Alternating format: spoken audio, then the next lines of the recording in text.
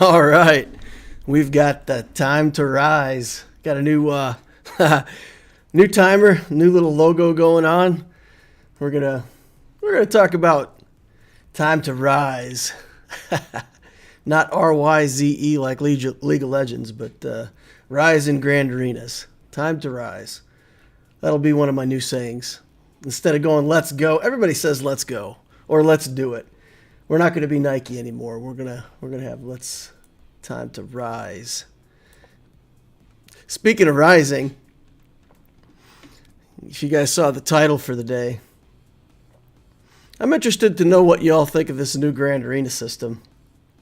Now that things are settled in, we're really fighting against two different kinds of teams, right? You fight against the kind of teams where it's, let's say, a fair matchup, and usually people like at similar galactic power are fairly matched, or you have people at much, much higher galactic power that are casual players. And like we've seen on my accounts over the course of this last week, when you get matched up against those people, if they do decide to play, you just have absolutely no chance of a win. But at the same time, when you're in that situation, you're getting a lot more crystals out of the Grand Arena system than if you were placed, let's say, fairly at your respective GP. So you have low GP, you do well, you climb, and then half of your battles are going to be against people who may or may not play. And of course, when they look at your account and they see that you're half their galactic power, then they say, oh, this is a good opportunity for me to slide in a wind. And yeah, they win.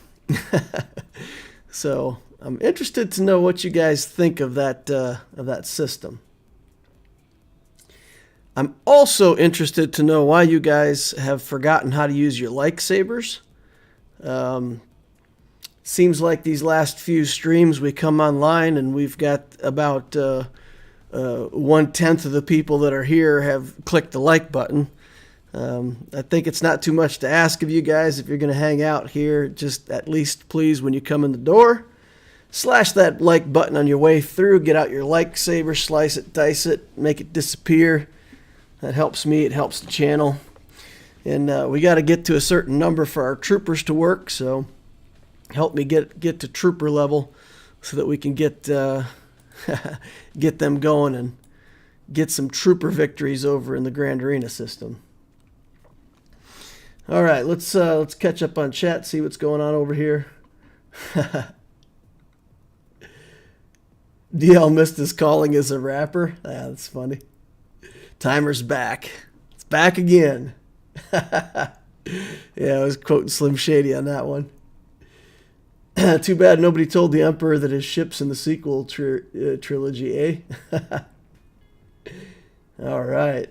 Matchmaking is literally non-existent. Yeah, exactly, Brandon. There is no matchmaking. There's none. There's no matchmaking. You just have a skill rating, and it's completely irrelevant to your actual skill. You just gain more skill rating when you win and lose skill rating when you lose. And I think if everybody was playing competitively in Grand Arena, it would be a fair system. But you just got a lot of people who either don't play or don't care or casual about it, so they end up at the wrong respective skill rating, which is weird because if you do that, you lose crystals every day. Like that guy we fought earlier this week with a 7 million account hanging out in Erodium. He could probably be in Kyber and be getting 100 more crystals a day. So 700 crystals a week thrown down the drain because you don't feel like playing. I don't know. I think, that it definitely, skill rating is not a respective rating of skill. It's just a number. And once you get matched up with people of a similar number, you get thrown into a pod with them. And that's just the way it rolls. I had an opponent with 3 million GP. Like, what? Playboy Reaper says, man, I'm so annoyed by mod farming. Wow. Yeah, I don't know, but maybe you're going through one of those periods where you don't get anything. I've had those periods too. I was talking to the guys over in the Patreon chat one day. I was going through mods, and man, I must have gone through literally like building up mods to the point where they were coming into my inbox, sold everything, had them all built up.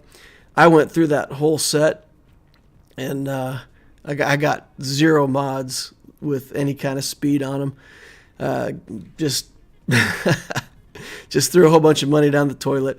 That gets frustrating, but just remember your statistics go that way for a little while, and then they'll go the other way for a little while, and you'll get lucky and you'll get some mods. But yeah, you just gotta keep chipping away at it. David Dutro's in the house. Matchmaking is dead. So far, I think it's mostly garbage, says Jake DeVita. David says, I thought matchmaking would have evened out at this point. I was incorrect. Yeah, if anything, the matchmaking just gets worse and worse and worse. So I've got some ideas. I do have some ideas for this.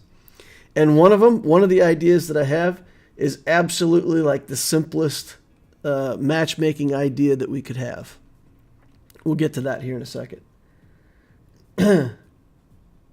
I'll even switch accounts and double up for the algorithm, says Graham Case. All right, hitting that like saber. Nice. All right, let's... Ooh. Do you think the matchmaking is still settling itself out? No, I think matchmaking will continue to do what it's doing. The people who are successfully winning will continue to rise past their level of competence to the point where they lose. And I've said it. You can go back and look before we played the first single match in this new Grand Arena matchmaking system. I said, you can go back and look, guys. I said this at the start. The way the system was set up, that you would eventually rise to the point where your average wins were going to be 6 and 6. Because if you didn't rise to that, you would still be rising, right? So if you're not 6 and 6, you go up higher. And until you lose half your matchups and go down as far as you go up, you're going to continue to go up. So everybody, in theory, rises to the level where they're 6 and 6. So what we have to do, once we get close to that level, we just look for those 2 and 1 wins. Go 2 and 1, 2 and 1, 2 and 1, 2 and 1. And we end up, 8 and 4 for the season. And that'll push us up a little bit, but not too far, right? So yeah, I think eventually you just have to manage the 2 and 1 victories, and otherwise you're just going to keep going until you lose half your matches. And unfortunately, it looks like a bunch of the matches that we're set to lose are against people who we have no right getting matched up against in the first place, and that makes it feel kind of bad. I think I don't have so much of a problem with it, but I know a lot of people are kind of getting frustrated with it. Like when I saw that guy matched up at 7 million, I didn't get mad. I mean, it's like, we're going to play. If he plays, we lose. The next guy I matched up with was double my GP, and it's the same thing. If he plays, we lose. But that just pushes us down against people who are less likely to play. And then, if we have a season where we're below 6 and 6, then imagine that we got pushed out of Erodium altogether. If that happens, well, I still will have collected 5 weeks worth of Erodium income. I mean, that's not horrible, right? I mean, still more income than I should have had otherwise. But yeah, for a lot of people, that just takes the fun right out of the game. Because, yeah, it's no fun to beat your head off a wall and then know that your opponent is just going to pummel you if he decides to play. And you just got to hope that he's not interested in playing this time around. It doesn't feel very good. So let's catch up over here on chat again. I miss the strategy of min-maxing the galactic power from the old system. Storm Pooper, I couldn't agree with you more. I feel like that galactic power gating was really a nice way to challenge people to build good, effective accounts at low galactic power. But look at the difference that we have now, even in my own style of account building. I'm spending all my credits, and I'm not spending money on the game, but for people in a similar situation, there's much more temptation to spend money on the game than there was before. Because before, if you were competitive, it was actually in your best interest to not spend, to manage your galactic power and keep it low. So they've opened up the floodgates by doing this, where they say, okay, spend away, make your account bigger, get yourself to 4 million galactic power so you can be hard conquest and get those characters and ships. It's a race to 4 million galactic power. You guys go, right? So in terms of the opening up the door for spending and for account progress, it's better for them as a company. But I did like the challenge of keeping the galactic power low. And honestly, I would love to see them combine both the old element of galactic power control along with the new element of team placement. Because if you do well at your galactic power, you very quickly rise to the point where, like on Loquitur, I have to place 9 teams on defense and have 9 for offense, and I just don't have it, right? So, but I like that idea, right? I like the idea of fighting at low galactic power with a really wide requirement. So needing 9 or even 11 teams at a low galactic power and trying to manage your teams and manage your galactic power, I think that would really be the ultimate challenge, right? That combines what I like about the old system with what I also like about the new system, with trying to build, let's say, very effective teams at a low galactic power for the new system to have teams to place. So I think if they combine those two, it would be fun. Eris says, hi DL, I'll say something about matchmaking. I'm facing an OP with 7k GP more than me. 7k GP. I'm going to guess that it's a lot more than 7k GP. 7 million GP? Sounds crazy, right? It sounds crazy if he plays. If he doesn't play, you just automatically get a win. That's the thing. I mean, you face these accounts and you're like, oh, what do I do? Well, just hope they don't play. I hate to say it that way, but you know, you can get in there, practice, see what teams. Like we took that Iden Versio team in against Clone Troopers, and man, it was close. That team was that close to doing great things. So, yeah, no, I mean, at least, if nothing else, you can just challenge yourself to try to practice fighting up. You know, fight up, see what you can get. I think GP matchmaking makes a whole lot more sense. D-Step says, I like the payout better, but not the actual matchups. Ryan says, I think it's great econ-wise, but it's lost a lot of the fun factor. Hev Damon says, I do forget, but it's not on purpose. The lightsaber is on auto. All right. I think you have those that miss signing up and then fall, and then those that get frustrated by tough matchmaking. Wait, if you miss signing up, you don't get anything, right? Does it give you 3 losses if you forget to sign up?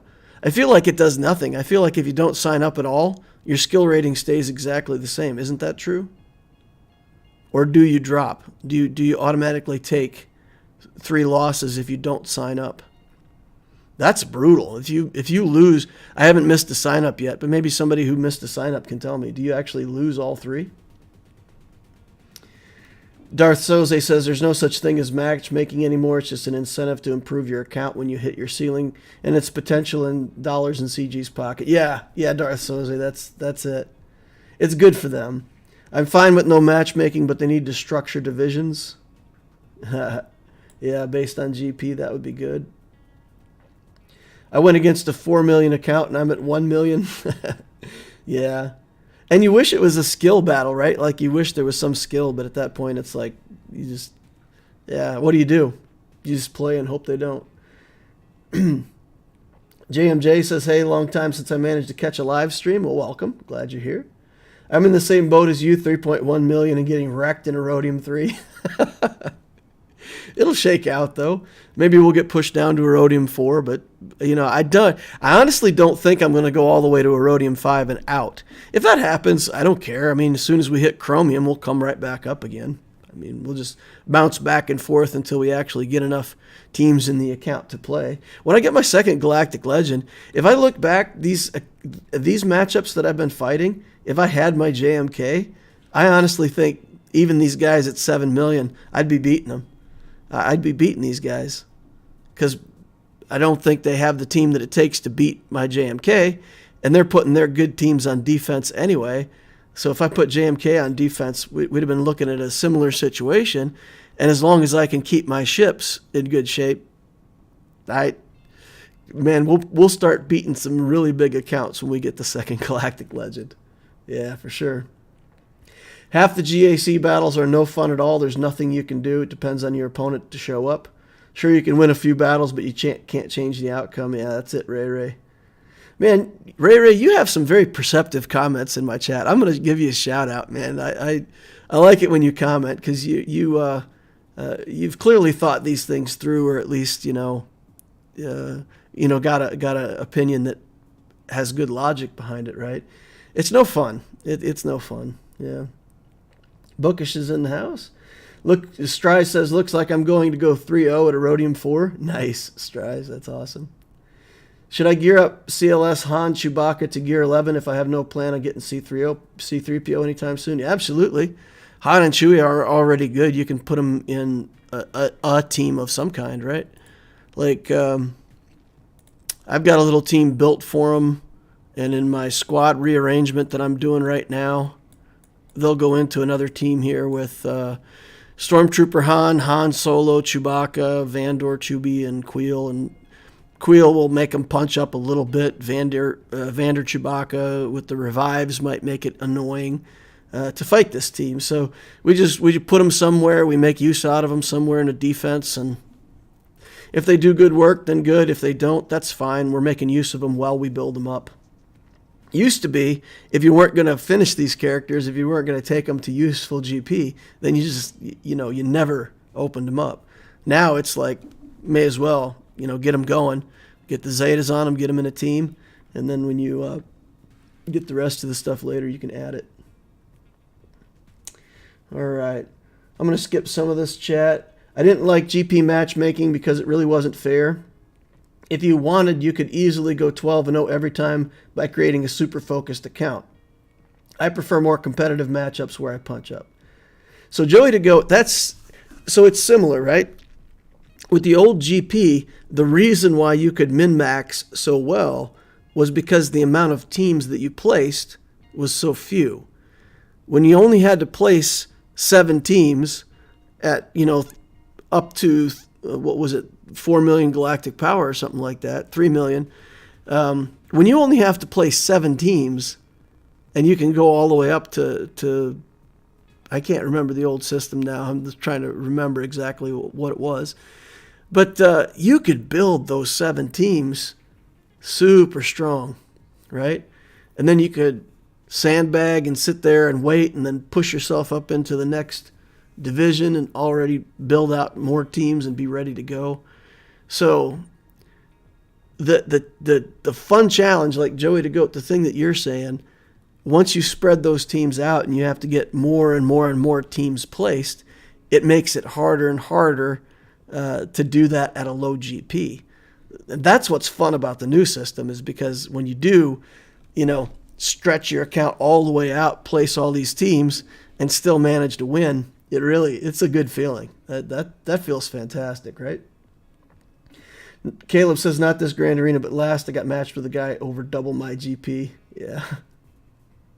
The 4 million GP auto-deployed and I won. Nice.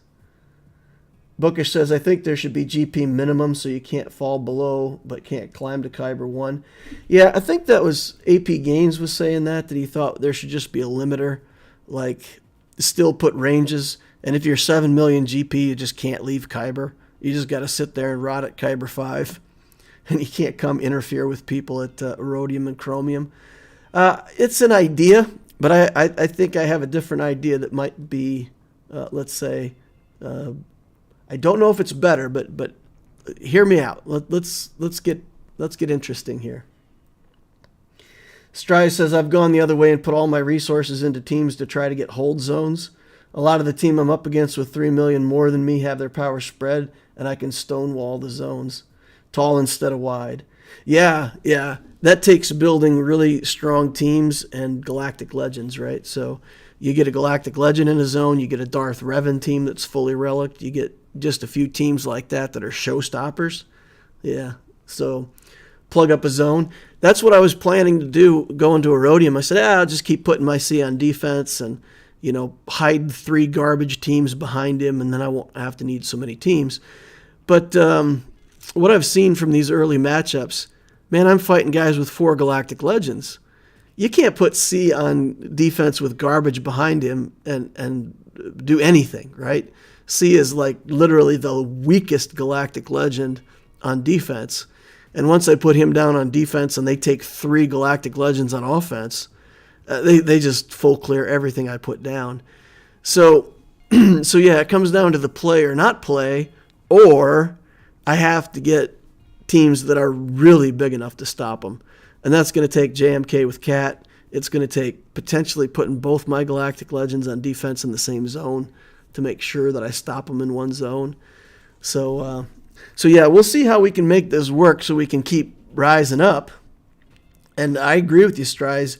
You can't just go wide. You do indeed have to go tall. But building a bunch of these single relic teams also still runs people out of teams. It still runs players out of teams. So I think it's both. You got to do both. You have to fill the zones with something that works, plus you have to have those really tall defenses. Lol says the Razor Crest is farmable. Now I dropped my plan of going JMK and picked up Executor. Guys, that announcement has been out for about a week. I have 3 accounts, and I have seen the Razor Crest one time across all 3 accounts, 3 shop refreshes a day. So let's say that I've seen that for 5 days. I've seen at least 15 shops, and I've seen it once. So the drop rate on this is as bad or worse than the appearance rate of General Grievous.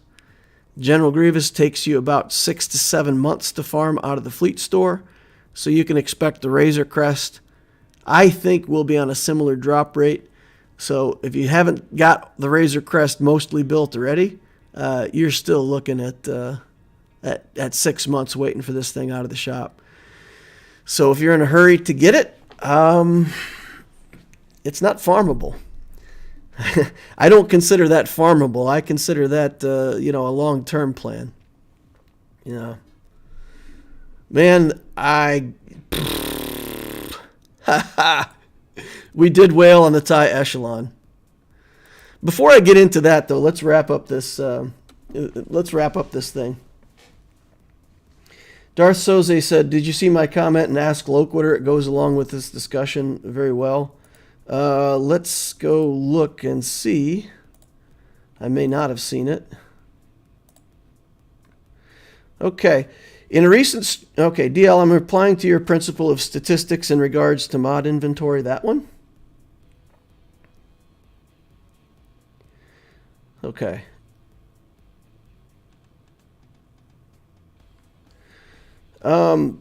Let's see.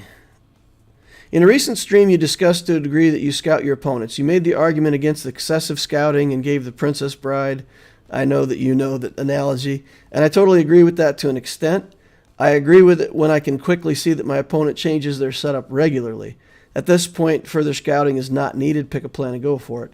If I notice that a large majority of players I face don't change their defense as much at all, if at all.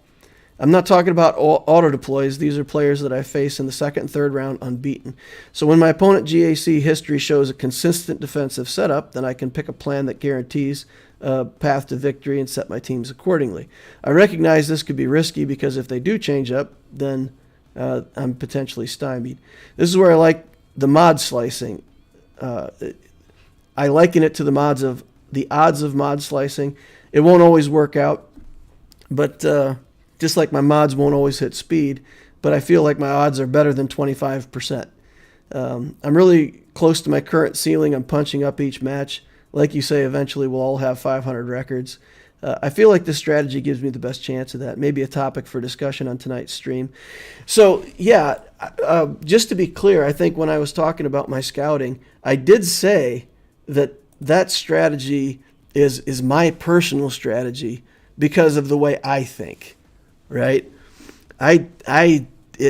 Other people think differently than I do, and I found that I was overanalyzing when I did too much scouting.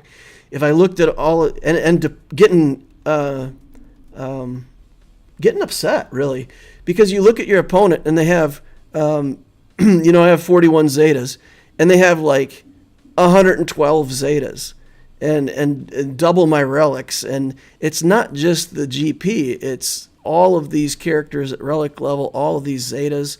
And you look at that and you go, man, how am I going to win? You look at their defenses and yeah, how am I going to win?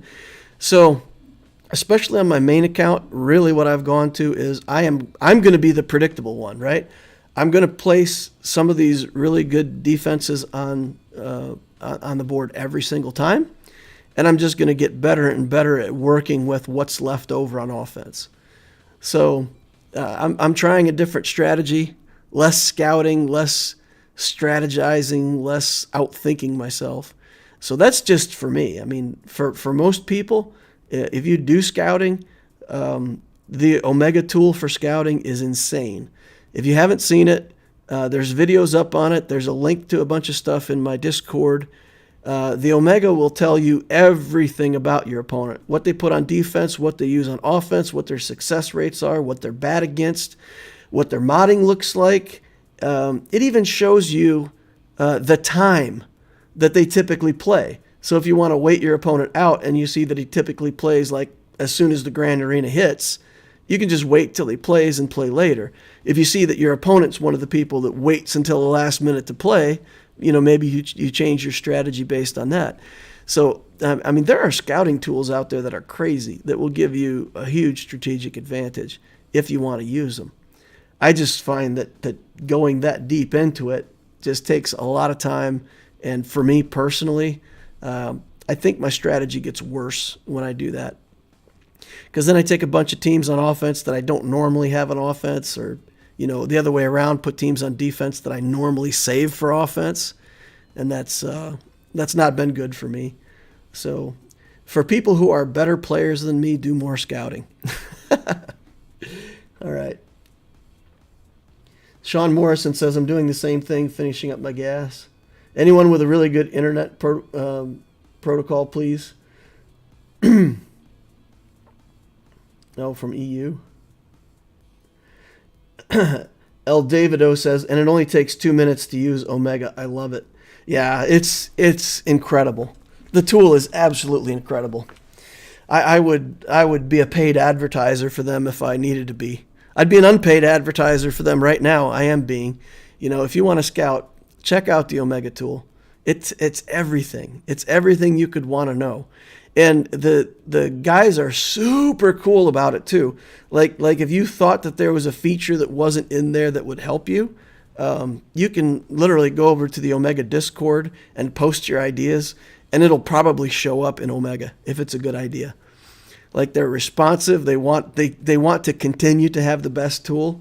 So man, it's fantastic. It's a good group of developers in addition to being a good tool. Can't ask for more than that. Good tool and good people behind it. Psh, nothing better than that. Yeah. Although my mod score, every time I check my mod score on all my accounts, it's just dropping. I had my Loquitur account up to like a mod score of 7, and it's back down to 5, and now I think it's probably even below 5 again. Because in expanding my roster, I've just outrun my ability to get good mods. So the mod score is coming down. My GP is going up and my score is coming down. All right, so let's then talk about how to fix this whole Grand Arena thing. So one thing that I've thought of that might be interesting is, and I know they can't really have two different Grand Arena systems, but maybe there could be a flag within the Grand Arena system. And I think, let's say, don't wait until the end of a 4-week period to let people advance. So I would say Grand Arena should stop being a 4-week cycle and go to a full 10-week cycle, right? And then what you measure as your placement somewhere on a leaderboard is the rise in your skill level. So no matter what skill level you start out at, the competition for 10 weeks is to gain the most points. Okay? That's the competition. At the end of 10 weeks, no matter where you've gotten to, that 11th week, the reset hits, and you go back to your respective skill rating all over again. So if my account's at 3 million, and that should place me in, I don't know, Bronzium 1 or Chromium 5 or whatever that would look like, when that gets reset, I go all the way down to the bottom, and I'm guaranteed to be fighting against 3 million. And then again, I got to try to rise up through this system, and within 10 weeks, you're probably already rubbing up against people that aren't playing and they're falling down again. And it's up to you to try to struggle through those last few weeks and get your wins. But then these 7 million guys that are falling down, they get pushed right back up to Kyber. They get their crystal income. They get to keep that. So there's not really that much of a risk to experienced players who are going to complain that they don't want to play in Grand Arena. Because imagine that, like for me, I want to play in Grand Arena. If you said territory battle changes, territory war got harder, I'd be like, meh, whatever. I mean, those are the modes that I don't care so much about. You got to remember, there's people out there who care about territory wars or territory battles like we care about Grand Arena. And they're going, well, Grand Arena has bad match. Who cares? I don't even play Grand Arena anyway. What do I care? I don't care. It's just some crystal income over there in the corner. So for those people, they would get pushed back up. So that's my thought. My thought is let the system work the way it's working now. And if you're at 3 million and you know you're going to push very quickly up to Chromium, need your 4 fleets, you're going to push all the way up to Rhodium, you're going to need 4 fleets and 18 teams. Every time you're going to do that rise, your count has to be prepared for where you end up if you want to keep winning. So then, every time it resets, it's a challenge for us to see how much skill we can gain. And what would that be, 40 matchups? You can't go 40-0. I don't think there's any way you could go 40-0. 40 would be what, 1,600 skill points? So you'd start out at 3,000 and end up at 4,400 or something like the 4,700. So if I ended up at 4,700, where am I at right now? What's this Erodium that I'm at right now? 2,700. Okay, so I've got the skill rating stuff messed up. But let's say I started at 1,800. But you start at 1,800, then if you win all your matchups, you would end up at 3,400. So it'd be the bottom of Kyber. Boy, that'd be tough. It'd be tough to have a 40-0 season. And then you could have everybody on the scoreboard, right? Kyber could be on the same scoreboard as everybody. It's just how many wins? How many wins? That's my thought. What do you guys think of that idea?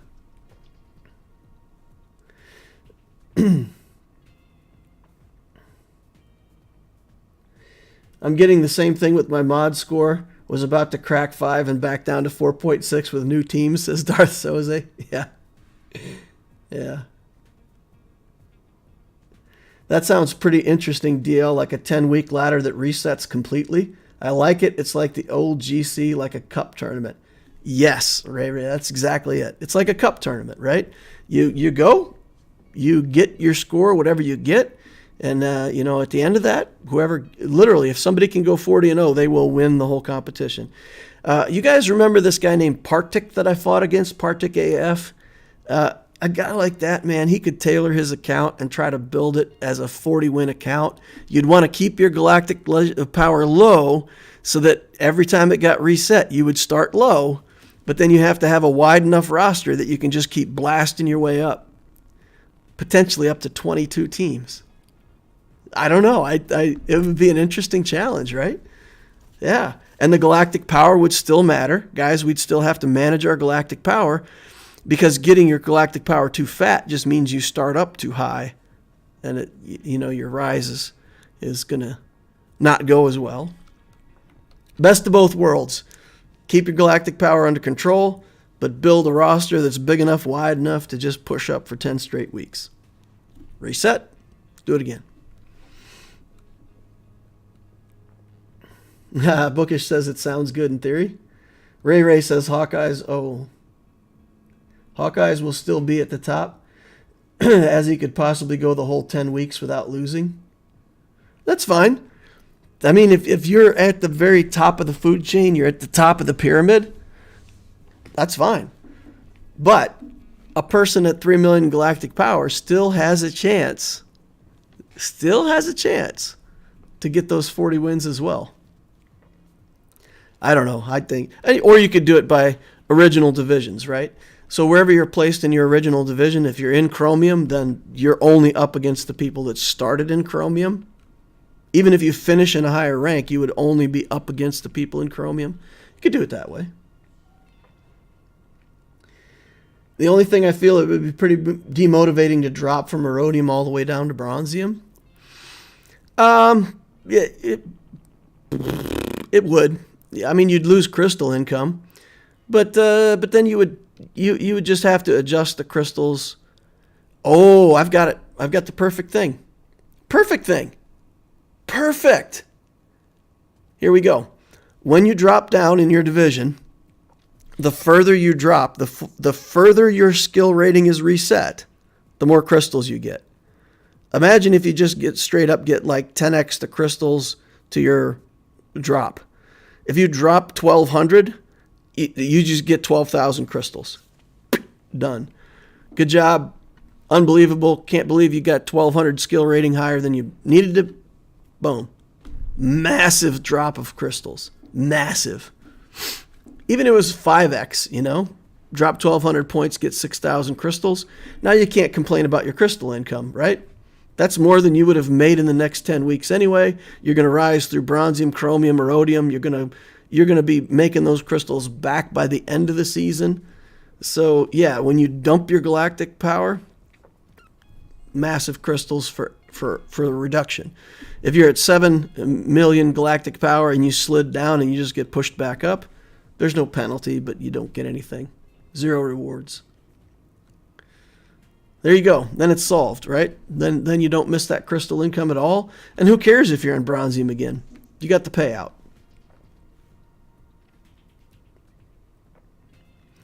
It would be 30 wins for 10 weeks, by the way. Oh, yeah, you're right. You're right. It's 30 wins. 10 weeks, 3 matches played. I don't know where I got 40. Bad math.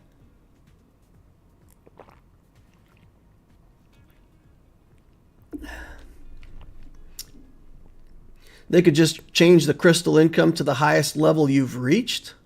They could do that too, Ray. I don't know, though, because you do want to penalize people for dropping. But you're right, then nobody complains, right? Because if you've ever been Kyber 3, you always get Kyber 3 income. And then nobody has to care about Grand Arena. Doesn't matter if it's an important game mode or not. You get where you got set once. That's not bad. It's not bad. Solves the issue of dropping back down. You still get your income.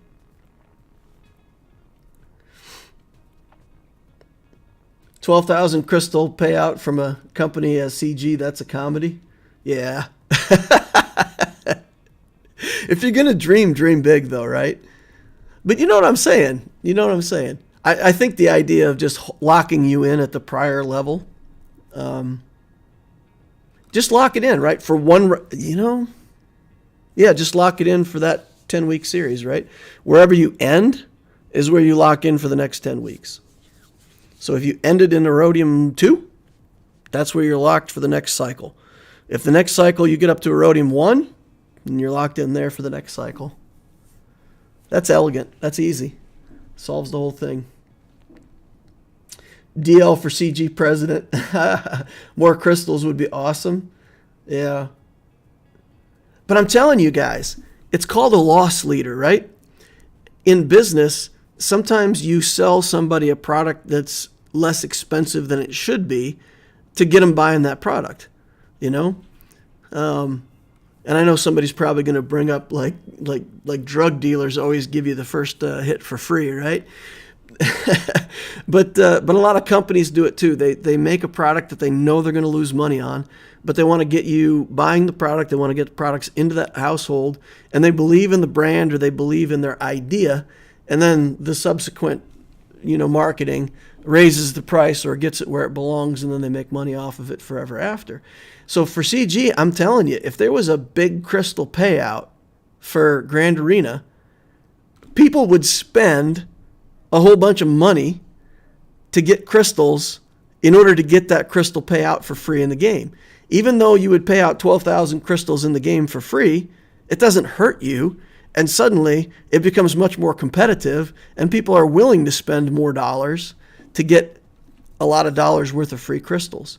So it's a loss leader, and it doesn't cost you anything. The game just generates crystals for free. I don't know. Making the prizes worth it is motivational. Darth Soze says it's all right. You're an engineer. No one expects math. Yeah. I don't know. I don't know why I did the 4 matches per week. Yeah. No, 3 matches a week. Cody says, I don't know if you saw this. Last week I just got my FTP Relic 7 a week ago. My first free-to-play relic. Nice, Cody. If this man ran for president, I would vote for him. I'd be a horrible president. I'd be misspeaking all the time. I'd have it on the wrong screen. I'd be talking about COVID and have something up about the war in Russia or something. Yeah, no, I don't think I've got what it takes to be president, but thanks for the vote of confidence. Sounds like printers, the companies lose money on the printers and then laugh their way to the bank on the ink. So Mike, see, that's the strategy, right? And leasing is even better, right? They lease stuff and they put you on contract, and then you buy the supplies from them for years, right? And it pays back the cost of the equipment tenfold. Yeah, it's a good strategy. All right, so let's... We've solved Grand Arena matchmaking, so let's go take a look at Grand Arena and see where we're at. We're in a 2-loss week already, and round 3 is not looking much better for us. So if we view the current round, we've got an opponent at 5.3 million galactic power. Not double, right? So we're not facing double. He's only up by about 2.3 million galactic power, so roughly the amount of his ships. So we're at 3 million galactic power now. I guess not. We weren't at 3 million galactic power for the lock-in, but yeah. So there you go. We've only got only about 2.3 million galactic power deficit here. Nothing. All right. So he has in ships a negotiator fleet that we can see. Malevolence is only 5 stars with a gear 12 Grievous. That's a little bit of relief. But plenty of other pilots and plenty of other ships. 2.2 million galactic power worth of ships to our like 1.2 or something like that. Character-wise, no galactic legends. Interesting. So Jedi Knight Revan, Darth Revan, Malak. Where's the Malak? Somewhere in here. I thought I saw Malak. Maybe I didn't. Yeah, there he is. He's gear 11. He's working on that last star for his Malak, so that's a small relief to us. I'm curious. I got to go look at my stats. Yeah, 1.2 on ships, 1.8 on characters. Yep. All right, so he's got Jedi. He's got Darth Revan. He's got Commander Luke Skywalker. So even though he doesn't have a galactic legend, he's got a bunch of meta teams, Shakti and the clones. Padme, of course. He's got Fin Poe. I guess he may be going for Rey as his first galactic legend, because he does have a lot of resistance in the account, so I feel like that's kind of the path that he must be going. Well, if he's going that path, he's got Rey, right? Holy cow. He's got everything he needs for Rey. What else does he need? So he must be on the Rey journey. Just doesn't quite have her locked in yet. Interesting. Okay, and then in terms of speed, we'll start out with Anakin here, who's got speed mods on, and he's just at 300. Yoda's got speed mods, 303. So we've got two characters that are fast. Shakti, 278. And we start dropping off pretty fast from here. So that also gives me a bit of relief that I'm not, at least I'm not fighting a monster account that also has monster mods. So that puts us in the realm of winnable, maybe. So I put my C up in front of ships. So we blocked off the ship lane. Because he had pretty good ships, what I did, I threw off I put decent fleets down in case he got through the sea. We put the Geos here with some lame reinforcements. We put the Empire fleet here with some lame reinforcements, and I said, okay, you can fight bottom. So it looks like he did fight bottom. I got a hold on my Qui-Gon team. That's nice. Made him fight a couple other decent teams with some relic characters. And it looks like he stumbled on the Geos in the back. Just one fight. Maybe he's done. Maybe we've done our job. All right, so we cut it down to 2 zones. That was the plan. Now we got to see, can we get through to his ships and make a 2-zone win here or something. Geos we can handle. Bounty hunters we can handle. Not too much issue there, right? Should be. CLS. Yeah. We might have to trooper this because even at a relatively low level, the CLS team can be scary. So we can get in there with troopers. He'll shoot somebody first. We'll have to deal with that. But we should have enough punch to get through that. I feel like troopers is our best bet there. We've got the Jedi training Rey team here, full relic. Padme team. Oof. A relic Bindo JKR team. Well, I think he also cut it down to 2 zones with this on defense. We're probably not getting through that. So if we can get through his top and beat his fleets, we'll be in similar situation.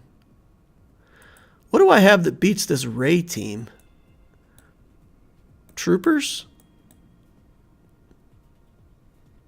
Yeah, because Shakti gets a bunch of free turn meter. We can probably beat this with troopers, right? With the clones. So we've got clones. We've got Vader. All right, let's work our way through the top. See what we can get done here. CLS here. Do we want to try to save Nest for the bottom? Oh, man. How's the Anakin? Was it potency? 67. That's right where we need it to be to try Nest. We could save Nest and try her. We just need a tank. Who do we have that can tank Geos? Dooku? Marauder. Do we have Marauder on offense? We do. What do you guys think about Traya Marauder? Marauder will get a bunch of free turns because every time the Geos assist, he'll get to go. So they'll be killing themselves and he'll be able to do damage back to them to try to recover his health. What do you guys think about Traya Marauder? Does that work here? How's my Marauder? Ooh. Spy will execute him. Yeah, I think Spy can one-shot him with the execute. Yikes. That's dangerous. I need something that's just a little bit more tanky. If I got my crew up to Relic, crew could just tank Geos for weeks. Yeah, I'd probably need to get that going at some point where I can just do Traya and crew and just let the Geos flail against crew, and crew's counterattacks kills them all. Tough counter, too squishy. Traya lead has crit immunity, but not enough. Yeah, not enough. Traya Nest. Yeah, no, we can kill those with Vader. We can kill them with Nest. I'm just trying to figure out if we can get through this top wall and still save stuff for the bottom. Probably the best way to do it is just to get really clean, efficient wins up here, and then just take whatever we can get down bottom.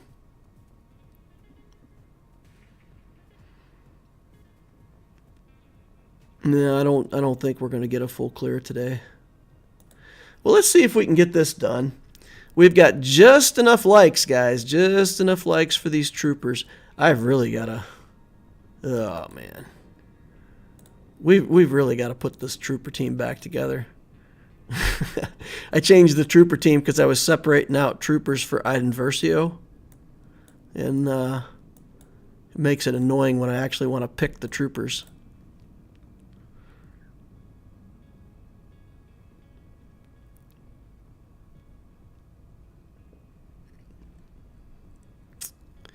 Yeah, I think we need a good trooper team here.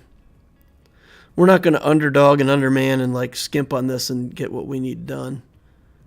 Can't underestimate this CLS. And we need the mass assist to kill CLS himself. All right, let's just go in with the trooper team, try to get a nice clean win. If you get the fleets, you should win, right?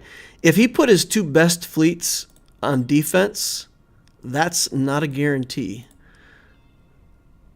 Okay, let's do this.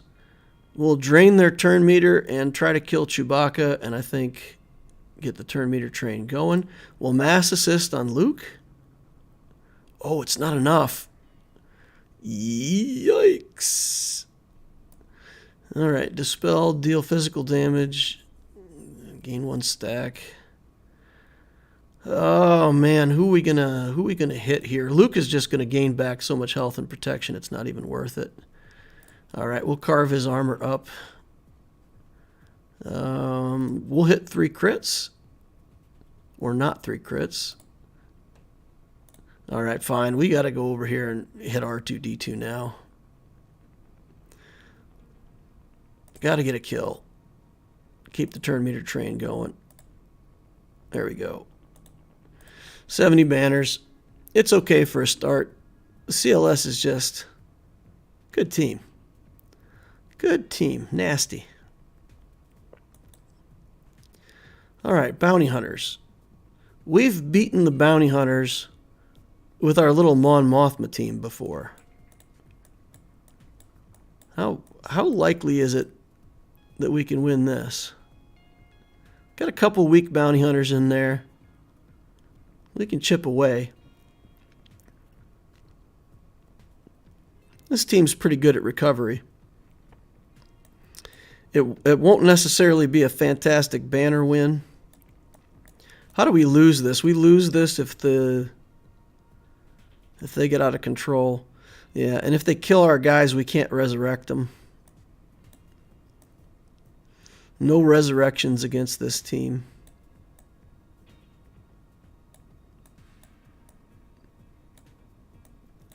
Maybe we try Jedi. I think we still have a Jedi team on offense, right? This, Bendo, Bastila, and something like Old Ben.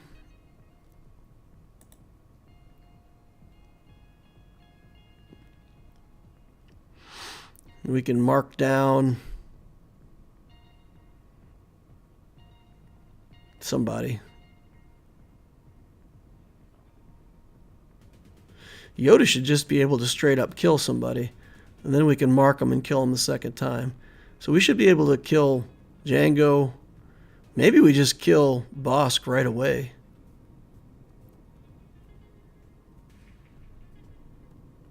Maybe we just go all in on Bosk and just wreck him with Yoda, and then we don't have to worry about the rest. Get rid of the mass assist. Yeah, I think maybe we do that. Old Ben is a liability. He's a liability insofar as if he dies, but then he'll give me buffs. So I want him in there for the ability blocks if I can get him. All right, we'll jump in like this. We will... let's spread the buffs. And we're just going to go all in on Bosk. We'll bring him to attack. Send Yoda to attack. Get the big hit on him. Send Yoda one more time. Okay, now, ability blocks. There we go. That is the purpose of having Old Ben on the team. He does ability blocks, and then, yeah, he's done what he came to do. Kill Cad Bane. Okay, send Yoda over to kill IG. Hit. We'll pass this over to Bastila. Kill him a second time. No taunts. And buffs for like the 17th time. We'll take the basic to kill him. And that should be it. Oh, he still had Bounty Hunter's Resolve. 65 banners.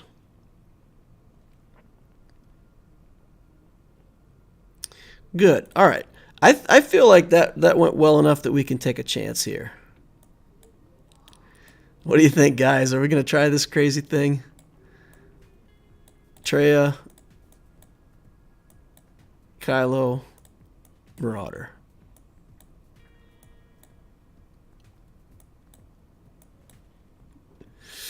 Yeah, I don't know. I don't know about that. I don't know about that. Let's look. Let's look. We got a Padme team with some stuff that we could try somewhere. Our Padme's nerfed, though, because we put Anakin. We've given up a lot of the stuff that we could have used.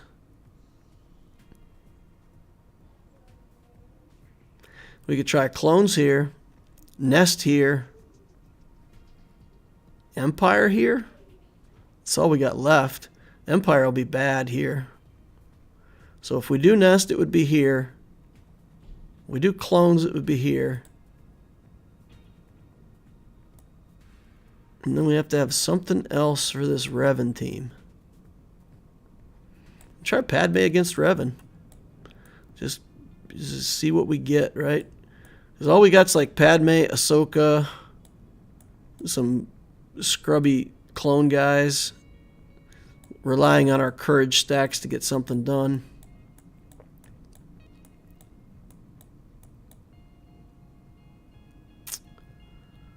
Well, I don't know. Yoda probably just wrecks us.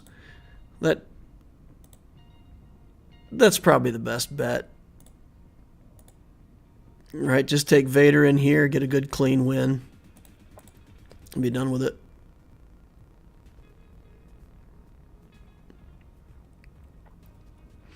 Then we can play around on the bottom. Play around on ships. See if we can squeeze out a victory here. Alright, one of these. Merciless. 6 basic attacks. Actually,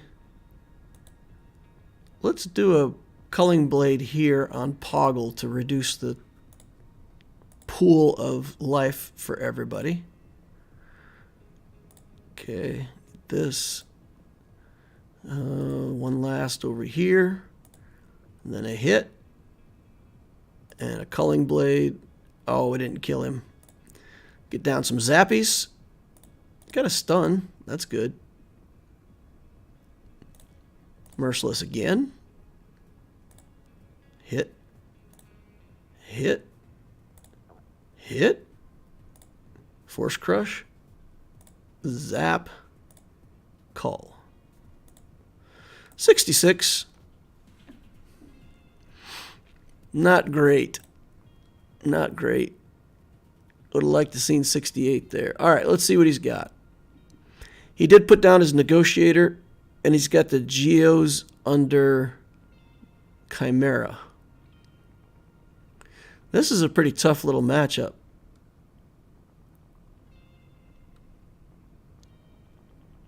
We're going to have a hard time in ships, boys. Yikes. Because we had to put the Geos down. We had to put something down. So our Malevolence is left with, you know, some leftovers on fleet. It's not a great Malevolence fleet. So we'll have to take Malevolence here on the Geos. We'll have to do Negotiator versus Negotiator Mirror. And he's got a Relic Houndstooth. And I do not. I don't even have a Houndstooth. My Houndstooth is on defense. So this could be a pretty rocky matchup. Interesting. Where's his Kenobi? Relic 5. I'm Relic 8. I'm faster. Oof. Oof, oof, oof. Not my best matchup here, guys. To put the Y-Wing in. Reinforce this way. Plo in there.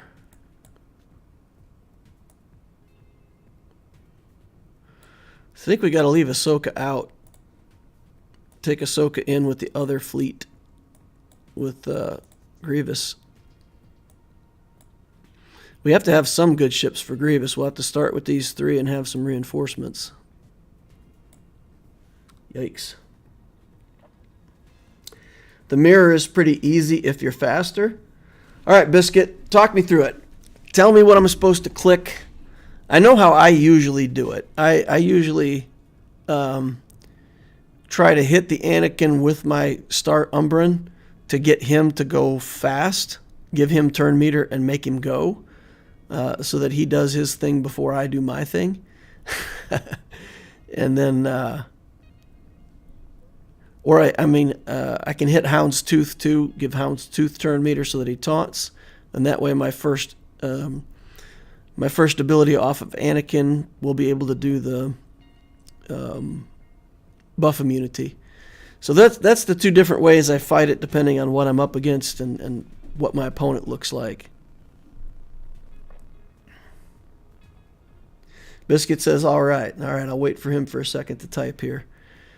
But, yeah, I would say if I was to go in this without any advice, I would hit the Houndstooth first, speed it up, make it go, get the taunt up so that I could put buff immunity on it. I usually do the basic on Anakin with 5s. Okay, so you speed up the Anakin. All right. If you speed up the Anakin and he does his area effect, then he can't get the buff immunity onto your Houndstooth. That's the reason why you do that. Or at least that's my logic for doing it in some of them. Darth Soze, what to click? My 7-year-old says, you click battle. All right. That's funny. Click battle. That's how you start.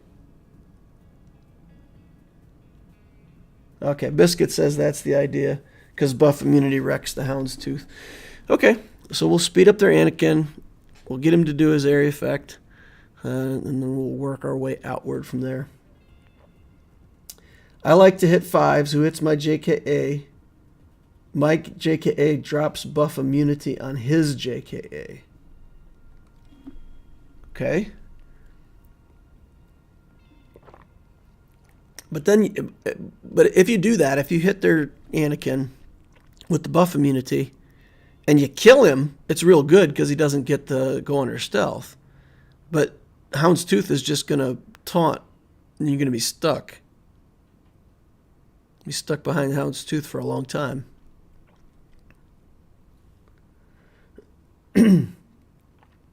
You really want to be able to give buff immunity to Anakin at the beginning so Negotiator doesn't gain turn meter.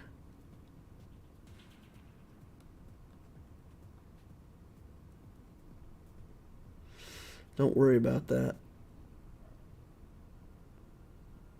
Just click auto and cross my fingers, says TK. All right, Mike Kenobi is so fast that he should go second. 191. So the Umbran Starfighter is slightly faster, 196. So I can go first, shoot the Houndstooth. Actually, I wonder if I should do this. And then I just go first with my capital ship, target his Anakin, rip his Anakin down as far as I can.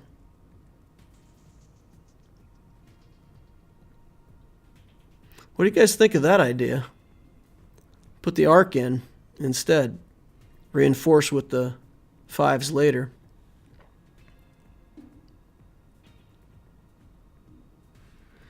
Biscuit says that's a better lineup. Yeah, my Rex isn't Relic though. He's gear 11. So that ship is a little underpowered, but let's try this. Let's try this. We'll just target his Anakin and just blast away at it. Try to make sure that the first ability that the capital ship uses is not the area effect. We'll get dazes on these guys. All right. Where to place this shot? I think we put it on the Houndstooth, right? We just put that on the Houndstooth and then go crazy. That's perfect. I like that a lot. I like that a lot.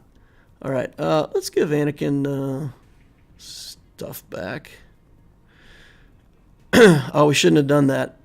We should not have done that. Yeah, no, that was a mistake on my part. Okay. But, we can get in here now and start working away. Let's do this. Let's bring in 5s.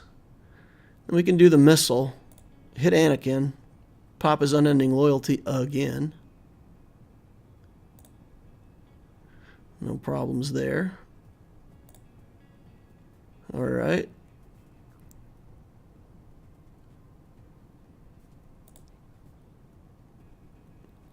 Okay. Give unending loyalty to all of our guys and valor. And what do we want to do now? If we hit him, he's just going to get the unending loyalty. We don't want to do that. All right. Let's bring in Plo, clean things up. Buffs up. Hit. Hit. Big hit. Kill everybody. Okay. Plo for the win. Oh, come on now. Who needs protection? Anakin could probably use it. Didn't get any turn meter, though, because of the days. Oh, cheese. Oh, wait. Is that Rey's? It is Rey. Okay. We don't want to do the alt. This ability is better than the alt on this ship.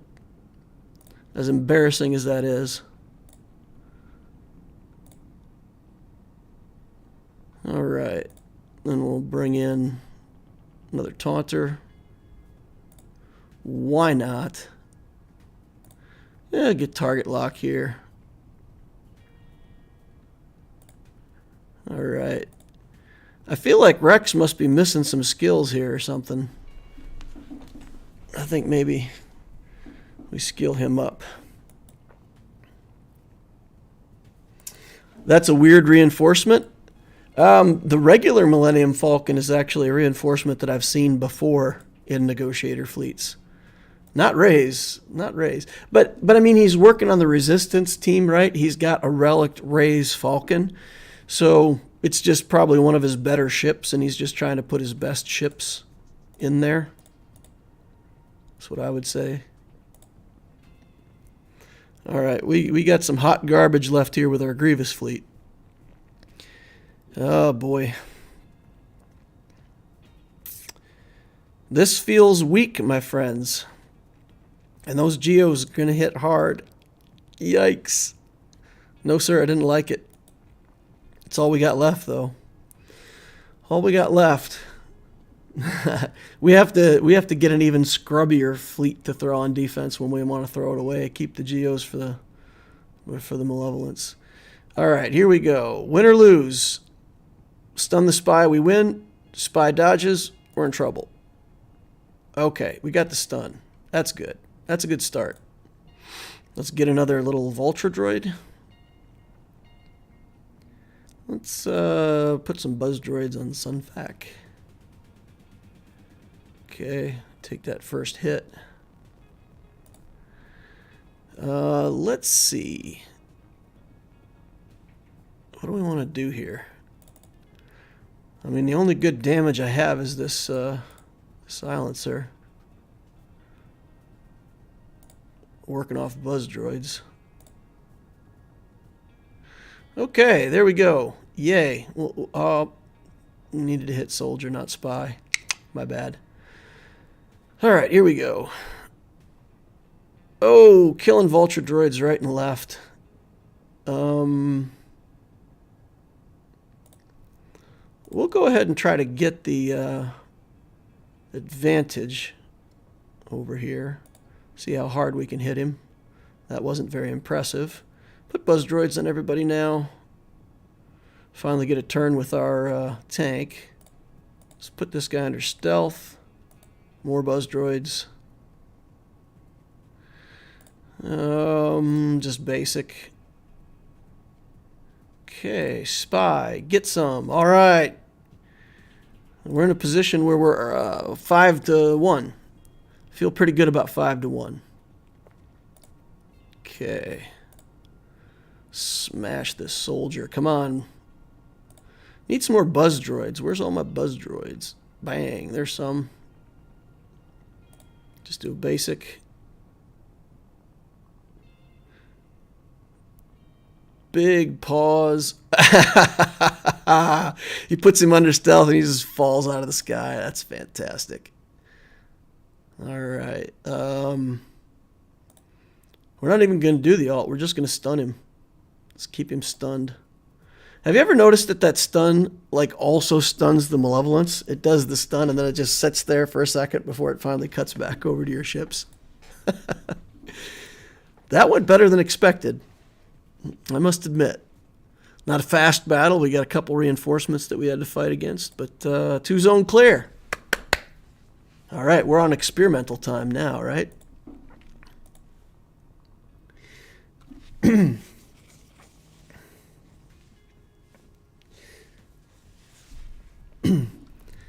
Just saw the Batman movie today. Hot take. Better than TDK. The Dark Knight. All I think of is Team Edward every time I see that guy. At least he doesn't sparkle, though, right? My 1.9 account is facing a 5 million. Just going for the ride. Yeah. Yep. All right. So we were thinking about nesting this Padme for practice. Let's do that.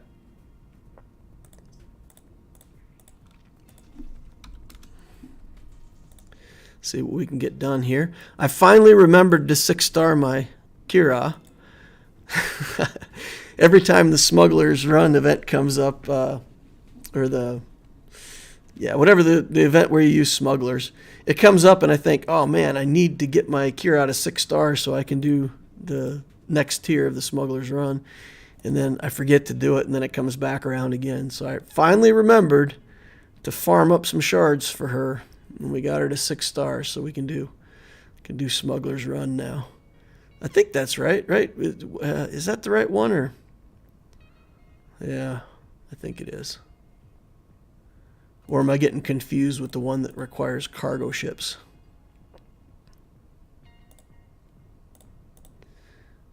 Yeah, I think it's smuggler's run.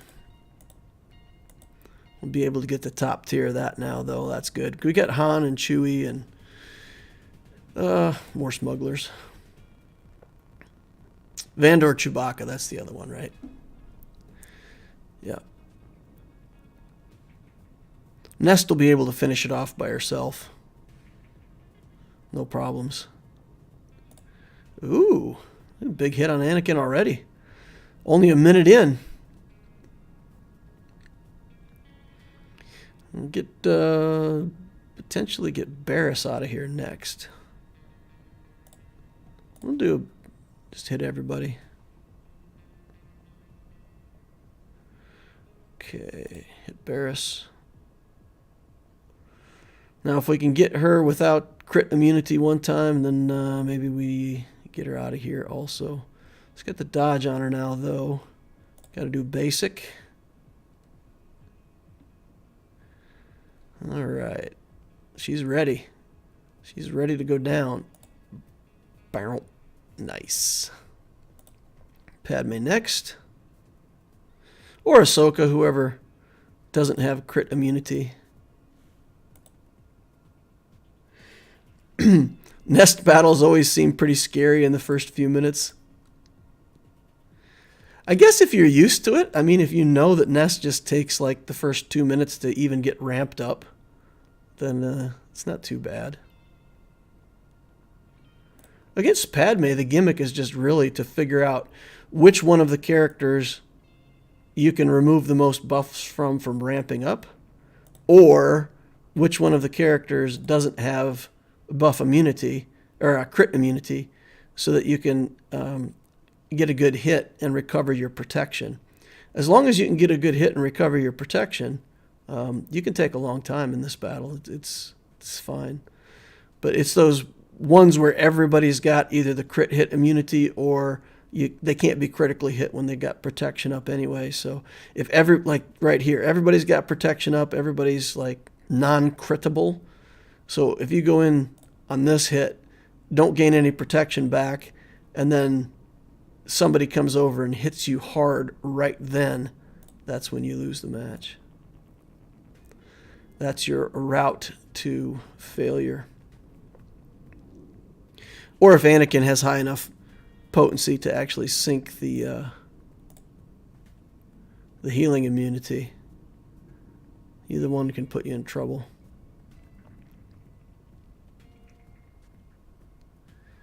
Oh man. This is getting down to the wire here.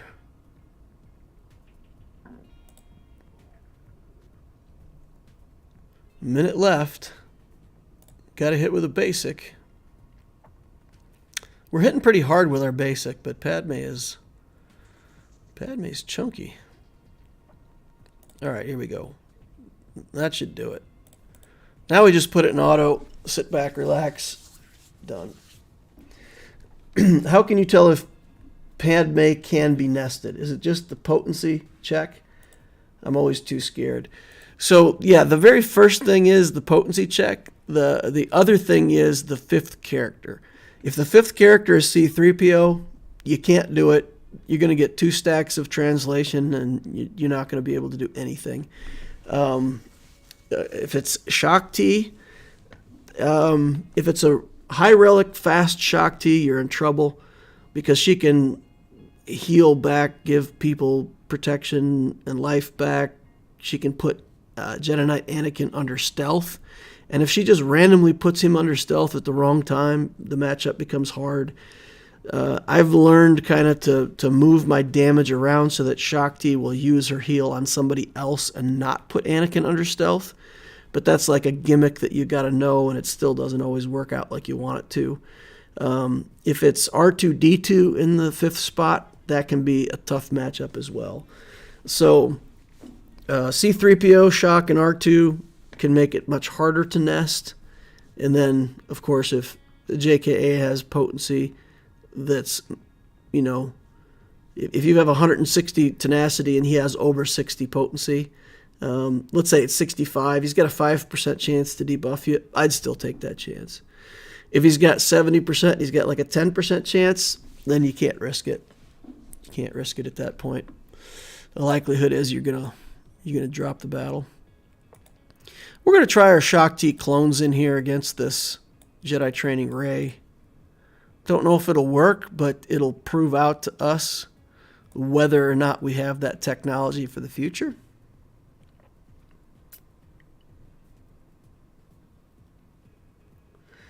Once the leader is dead, does the leader effect stops? If you kill the leader in the current battle, the leadership effect will linger. After the battle, if you come in to clean it up a second time, the leadership ability will be gone. What's relevant to Padme is that the ability that you hate is actually her passive, and once she dies, the passive is gone. So once the passive is gone, then it's real easy to clean up everybody else. So it's not the leadership you're worried about in that matchup, it's getting rid of the passive. Okay. About to trigger the sacrifice. Okay. Now we begin. Let's maximize the Rex turns here.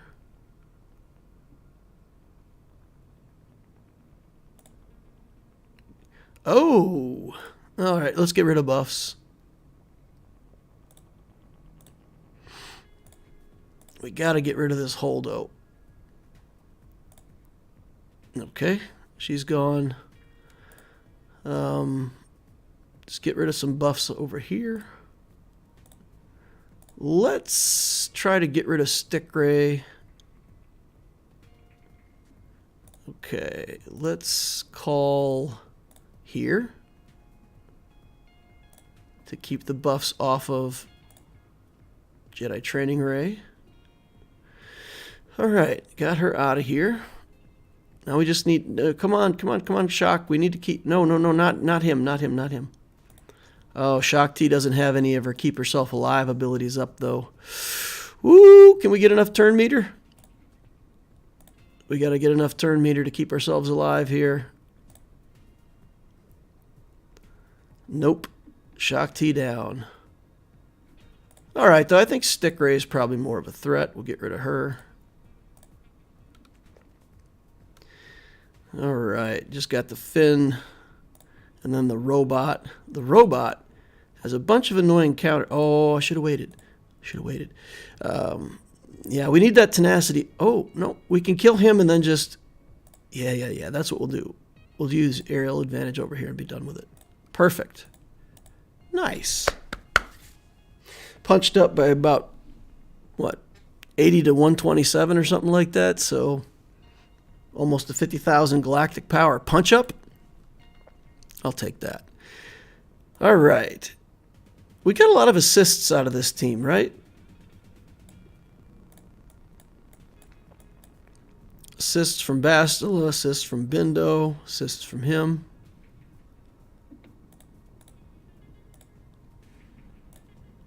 Let's just put in a team of, some kind of characters here. Under trail lead, they're not going to benefit from trail lead. We're just going to try to use the trail lead to knock down some life.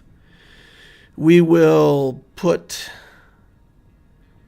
the box on Dooku, weapon tech on Thrawn if we get it.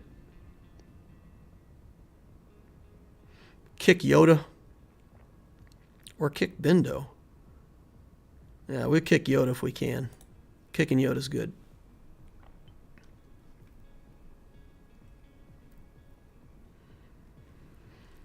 All right. Get this on Dooku first. We said we were going to kick Yoda. There's the Yoda kicking.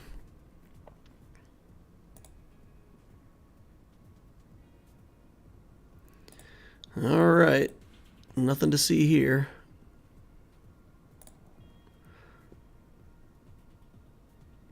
Okay.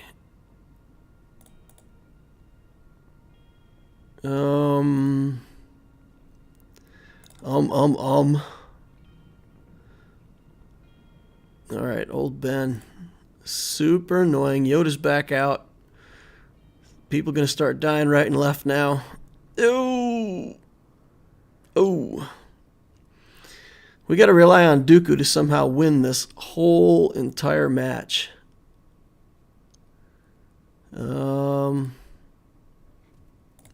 Weapon tech on Thrawn. Pass this over. Get him another turn where he can get some life back. Kick old Ben.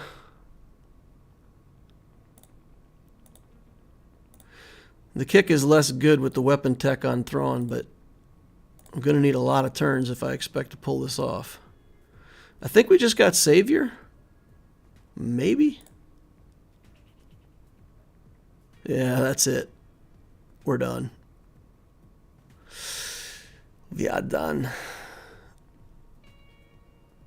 No advantage to letting this run. We didn't kill anybody. And I just don't think we have anybody that can take it. Down to the bottom of the barrel. Got a Padme team. Some clone stuff.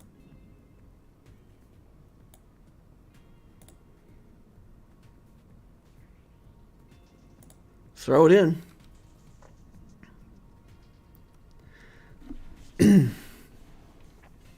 If you can pop Savior and get a kill on Yoda or JKR, just let it time out. Yeah, that would have been good. Oof! Yoda just killing everybody before we even start. And then they got ability block on Padme.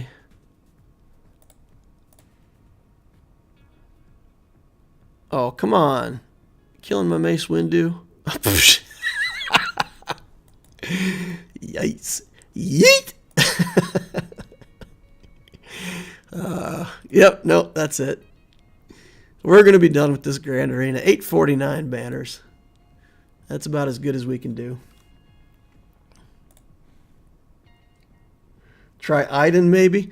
No, we threw away both Stark and Snowtrooper. If I can save Stark and Snowtrooper for Iden, we'll get 2 teams out of that.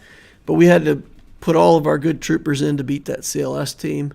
So Iden's kind of taking a back seat right now until I can get more troopers built up. Got to get that range trooper, dark trooper, and shore trooper built up a little bit. We'll be in better shape next week. I've already done my account stuff, and we did make some progress on both of these teams. Put Stormtrooper and Dark Trooper up here with these guys. We got Shore Trooper and Range Trooper down here. They're started now, so we've at least got, you know, the beginnings of the team. Probably need to make our request for the day. Let's request this from the guild so that we can get more trooper level ups next week. But yeah, we'll get them underway. We'll get the Iden team working better. Coming soon, TM. All right. Guys, I think we're just going to jump right into the Grand Arena on my main account. Got some other things that I need to do tonight. We chatted quite a bit at the beginning about the matchmaking, so I do want to do my main account and also the Optisio account at the end. So I think let's get in here and just start chipping away. We already know how the last matchup ended. It was a reasonable matchup. I played a stupid move on Rey here at the beginning and dropped that Rey battle and kind of Just got some experimentation out of it after that, but yeah. I said Ray battle. The JMK battle, my Padme Cat team. I made a misplay. Got clicking buttons too fast and did a dumb thing, took out the wrong character. All right, let's take a look at my opponent for today. RH Universe Overlord, 7.6 million galactic power, so right about a million galactic power more than me. 5-star Executor, all the stuff that you would expect. Mr. Rice said, and remember kids, when GACing, stop and think, what would Loquitur do? That's funny. Wayne Tech Gaming says, have you ever considered doing faction or team-specific guides? Your game theory is super sound. Yes, what I've thought about doing is a whole series of, punch-up teams. Just doing like all of these teams, like the clones and just various teams that can use one relic or, team synergy and punch way up. I think I'd like to do that more than anything, because if you want to find out how to use clone troopers, there's tons of videos out there already. If you want to learn how to do Padme, there's tons of stuff out there already. But maybe for the Enfys Nest and Kira team, and for the clone team punching up, the Fin Poe team, Grievous with just one relic Grievous. So teams like that you can build and how you can use them on offense and defense. That might be something I would do, but I typically don't do too much on the single faction guides. I feel like other people already have that market cornered. I did get the before we go into this, I did exactly what we talked about on the last stream. I did some research. The TIE Echelon looked good. So we took the TIE Echelon to 6 stars. And I tried it out in Fleet Arena. And I climbed. And I don't know where I'm at right now, but I climbed all the way to number 1 by beating Executors. So, at 6 stars, the TIE Echelon is fully functional. There are a few things that can make this battle go wonky, but if you guys want to see it, I'll show you one. Show you how I do it. Of course, I'm using my favorite reinforcements with the Cassian's U-Wing and Plo in here. So, probably won't see other people picking those reinforcements, but those are my favorite reinforcements for this team. We put the missile on Houndstooth right away to control the turn meter. We do damage over here onto the Razor Crest. He gets his mass assist. Now what I do is I go ahead and use the turn meter, and I give turn meter to the shuttle, which will give me a turn over here. I can do the mass assist, get the assists over here. And then my shuttle is almost ready to take another turn. When we take this turn, we've got to control this Houndstooth. If we let him get away, then things are going to go badly. So we'll do this and get that ability block up on him. Now we target Cad Bane. We can do the big hit on Cad Bane. And we do have to get back around to this again. This time I'll steal turn meter from the Echelon so that my shuttle gets back a lot of turn meter. We'll finish off here, and then we'll bring in as a reinforcement. Depending on the situation, like right here, I would love to stun the Mandalorian. So that's what we're going to do. We're going to call in my favorite reinforcement in the world, clear off his buff for tenacity up, call an assist, stun him up. No stuns. Oh well. Now again, we've got the ability on the shuttle to just clear all that nonsense off of him, ability block him. None of that big damage craziness. I don't have advantage, so I have to take a shot to get advantage. Now we'll take turn meter over here and give everybody turn meter. And we'll just try to bust through the Hound's Tooth. My damage is ramped up fairly well. I think it's probably better to just do this. Call an assist in here. Actually, we'll take the area effect just to get rid of the first life on that Razor Crest. Should be coming off with some of those debuffs. Come over here, steal that again. Now we just got to get around the Hound's Tooth. And that usually works out for me. I can usually get around him by killing him. He gets the next reinforcement. This might go badly. Let's see. I need to get my plow in right now. Okay, so we get the plow in. Get turn meter. Here we can steal turn meter from... We don't need to steal turn meter from anybody. Let's see. What's the best use of our turn here? Yeah, we'll steal it from plow. Okay. Get the free attack there. Pass it over. Let's see if we got enough to hit him. Oh, not enough. Still ramping up.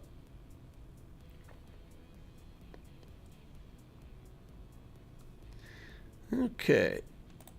Assist.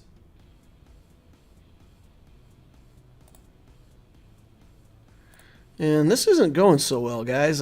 He's got a lot of dodges off on me. Probably gonna, yeah, this'll end the battle. All right, we didn't get that one, but yeah, so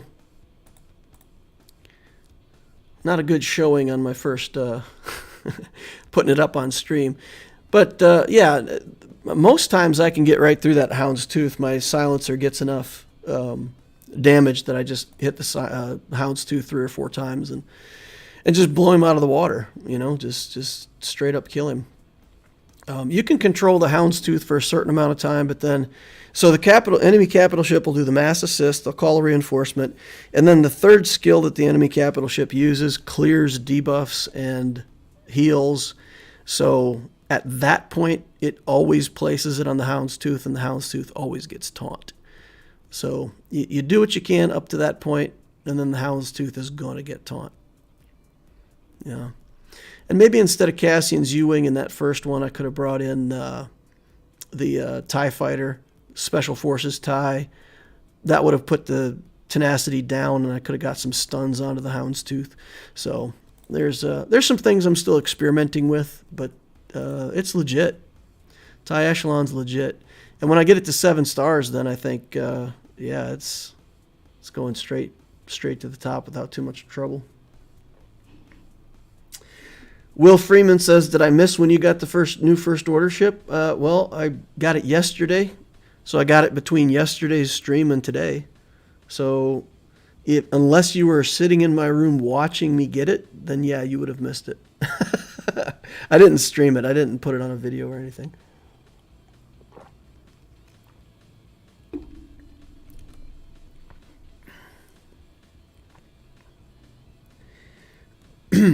Darth Loquitur, once I have both Get To fleets, do you recommend saving Get To currency or using it on gear?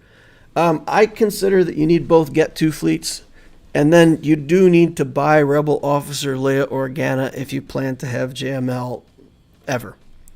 So you do need a Rolo. So for me, 2 capital ships and the Rolo, and then gear. And I buy Kairos. So for an account like this that's done, that has Leia, that has both ships, I literally just buy the Kairos from here, and that's it. I'm telling you guys, I can't get enough Kairos. I buy the computers, I buy some shock prods, I farm shock prods, just always out of Kairos. The whole account progress on my main account just revolves around Kairos. You can see I got 450 of them in the bank. So I've stocked up quite a few of the computers. But yeah, I use it for Kairos all the time. All right, let's get into this Grand Arena. We were looking at his ships. Now let's look at his characters real quick. 4 Galactic Legends, SLKR, C, Luke, and Kenobi. All of the stuff that you would imagine in between. He does have Cat, Jedi Knight Luke. All of the things, Dark Trooper at Relic 8, CLS team, Kiadi Mundi Relic 7. Yikes! So, yeah, lots of good stuff in this account. Boba Fett, Scion of Django, all ramped up. Interesting. Oh, man. He's got the Amis on him, too. You! Set 2 out of the 3 Amis already on him. Wow. Yeah, Night Sisters, just all kinds of stuff. So again, if I go through his whole team and try to sort out like my best offenses, my best defenses, and play against the matchup, I'll be analyzing that for hours. So we just did what we've been doing. We put a bunch of good defenses down. Here we put, oh, this is nice. 2 battles against Rey and 2 battles against SLKR. That's a good start. Then he's got this Zam Bounty Hunters team to deal with. He's got the Bad Batch to deal with. Man, I got to figure out what people are using against my Bad Batch. Because my Bad Batch constantly gets beat in one. What beats Bad Batch that easily? Don't know. So he looked at my back wall. Yeah, I don't think he's done playing. I think he just cleared that one zone to see what he sees. He fought gas once. Maybe he is done. Don't know. But yeah, this zone's still pretty scary, right? We got a Qui-Gon, we got gas, we got this is a Darth Maul, not a real Maul, and this is the Fin Fin Poe team. So we've still got a wall of defense up. His defenses, he put down Separatist team. Maybe we'll Mon Mothma that. Geos, Night Sisters. Ooh, this is real Maul, right? Yeah. With a couple of relics. That's a good team. Luckily, he doesn't have like the armor or something like that that's super tanky. That's still a lot of damage. A lot of damage to get through that. Darth Revan over here. Darth Revan. That is a lot of 7s. Oh, man. Oh, man. My troopers are going to struggle against that. That is going to be rough to get that first kill.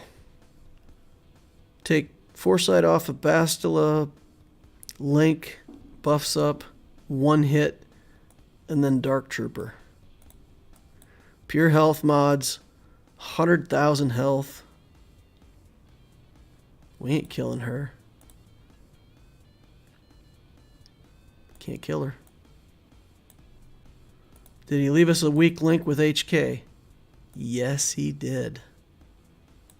Okay. Okay. We've got a way in. Reduce armor. Link. Buffs. 1-shot. Dark Trooper. Work on Bastila. Do the mass assist if I need to. Probably sometime killing Marauder. Darth Revan will go off, and then we'll be trading blows till we see who wins. All right. Yuck. Mon Mothma with a Kyle Katarn. This is kind of the ideal Mon Mothma team, right? Yeah, and I've got to use all my troopers here, so I can't use Iden. I'd love to use Iden Versio here. That'd be fun. Just don't have enough troopers to do that yet. So, Nest or something. Griff says HK BSF Marauder should be clean.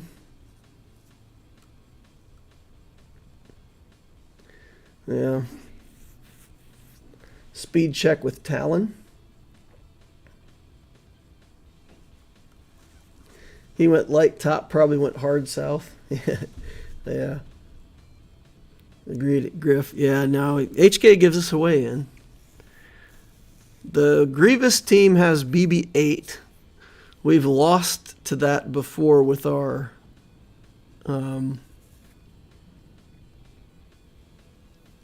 Revan team. And this team with Qui-Gon here is nasty. This is nasty.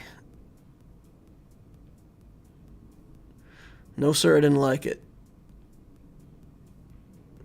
So with her being such low health and protection, basically when you use the Vader counter to this, as soon as you hit, Anakin goes crazy. So you've got to kind of do something different, figure it out. We messed up our speed calculations last time. Didn't get the successful start.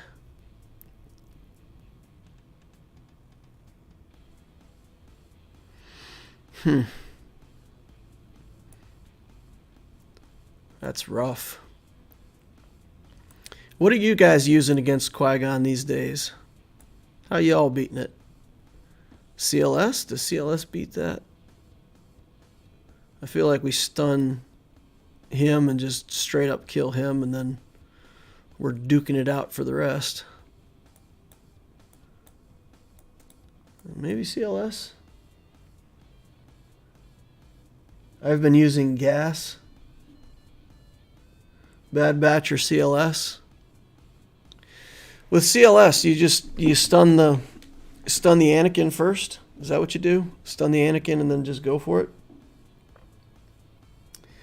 CLS should be easy because the Barriss doesn't have a Zeta. That's good. That's fair.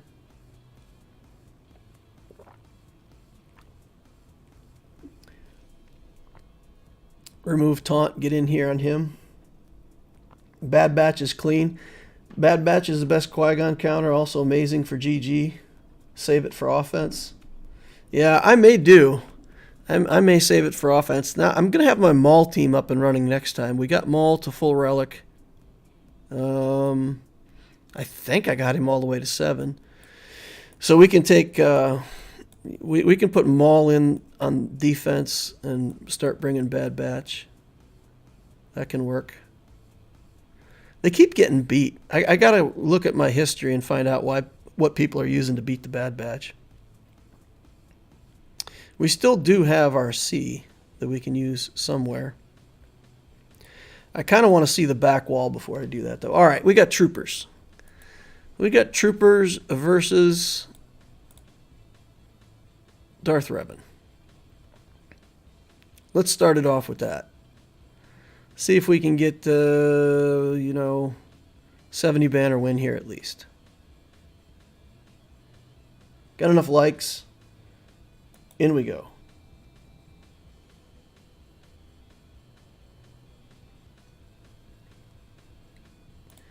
All right, let's cut the armor on HK.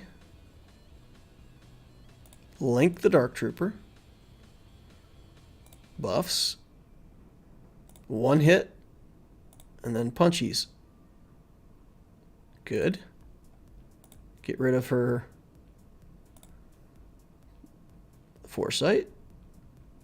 Oh, he called to hit twice. All right, let's get rid of the foresight here. Let's just do a single attack here. See how much we can do with the Dark Trooper.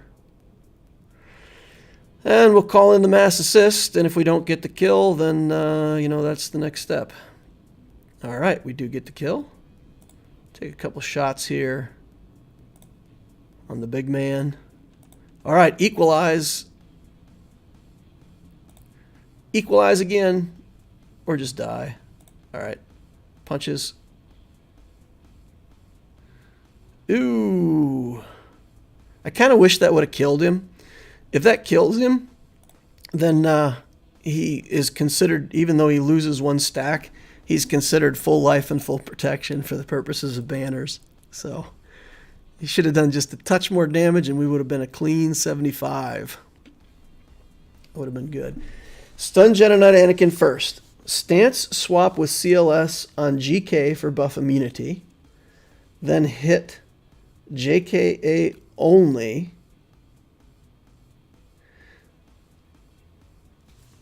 Hit JKA only. Then C-3PO mass assist on Qui-Gon Jinn while Anakin is stunned. Clean up the rest from there. Hit JKA only.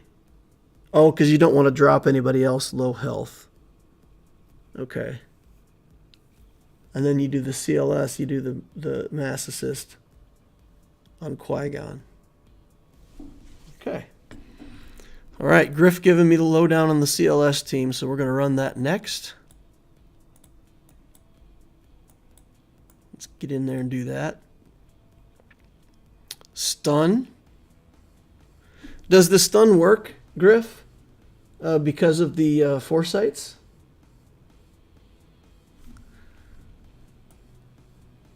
Or does the stun happen separately from the foresights?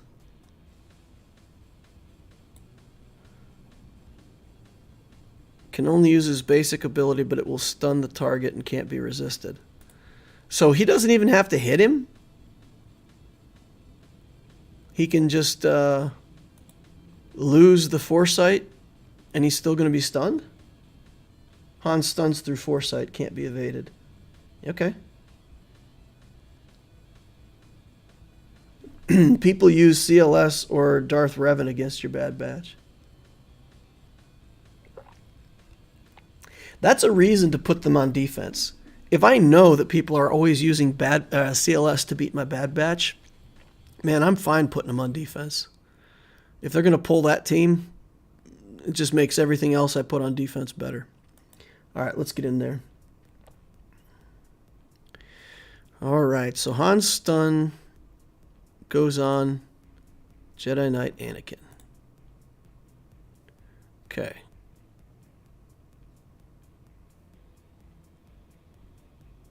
Then we're going to do the stance swap on Kenobi.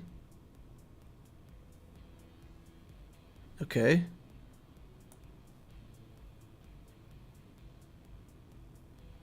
I feel like that's not what you meant. I used the wrong ability here. Okay. Is this a stun?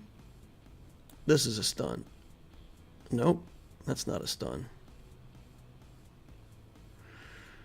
Okay. Well, nothing to see here. Blind him. Stun him. Okay. Now, mass assist. Qui-Gon. Well, he's stunned. Okay. Okay. Well, let's see how much damage we can do here. Oof, that was terribly unimpressive.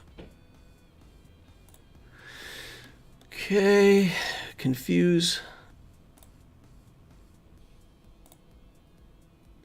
Still made it. Still made it. Still made it.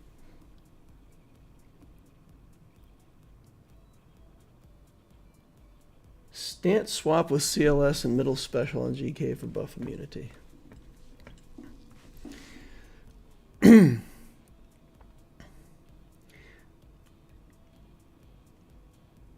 Okay. Qui-Gon Jinn outsped your CLS. That's awkward. Okay. All right. We got it. We figured it out. We worked through it slowly but surely. All right. Phew. Now this Grievous. Man, I am tempted to go in with Grievous with a Padme team. I almost feel like Padme is going to do better here than just about anything else I've got. We could put in Padme Cat, and I don't know what we're going to do for the last character.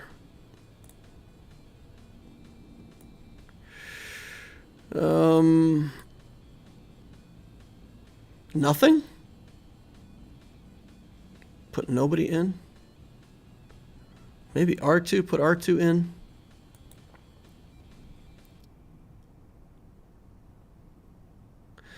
And then basically we just take the first hits that they dish out, get our buff immunity, or get our protection up, and there's no taunt over here, so whenever we're ready to annihilate Grievous, we just annihilate Grievous. Yeah? Just 4-man it? I don't like the 4-man things like this. I don't know. Save R2 for our JTR team. We didn't really see a area where we had to use the JTR team, but maybe Plo. I don't know. R2 seems tempting. We're going to use R2. BB-8 will taunt. That's fine. BB-8 can taunt. We're going to kill BB-8 relatively quickly. Like I said, we'll just live. All we're going to do is just live through it. We're just going to hang on until such time as we've got the execute, and then execute Grievous.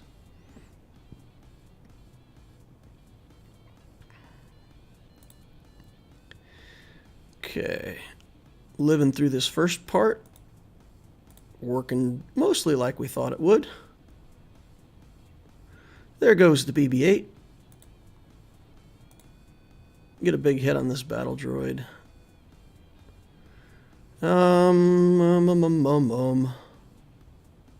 What to do here? I think we're just going to pop smoke on Kenobi. We'll get our protection up here. If we can get the B2 down, it'll be good for us. Good, good. IG goes next. Okay. Stun him. Just for funsies. Getting all kinds of attacks on this guy.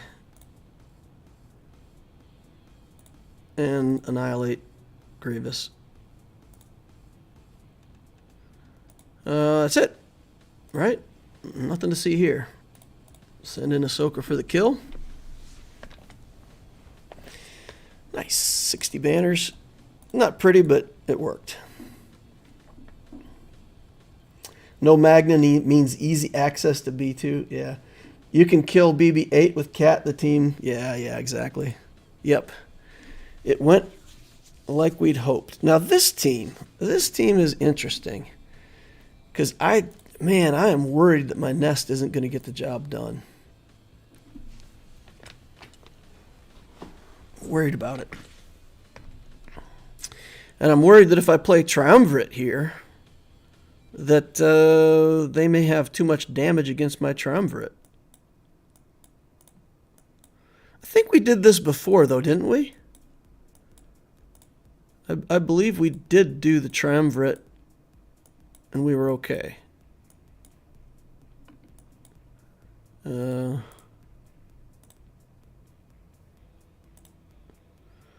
if we need to, we can annihilate Cara Dune, and she won't come back.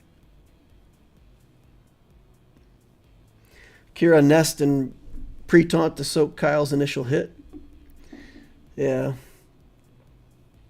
That team is ugly. I lost with Nest before. Yeah, I agree. I'm not confident going in here with Nest just because of that gimmick with Cara Dune and her potency up and constant revives and the amount of turn meter that they gain to get her back around to it and constantly have it up. So at least here, Nihilus can just wipe out Cara Dune and be done with it. So I think this is what we're going to do. Iden Versio takes this team out quite nicely, from what I understand. So we've got to get the Iden team up and running. All right, look at that trooper doing his job. Nice, thick boy. Soak those hits. They're killing themselves quite nicely. Taunt down. Ooh, Nihilus got crowned. Treya down. Oh man. Let's just see if we can get her out of here. Get rid of some buffs. Got rid of Mon Mothma as well. That's fantastic.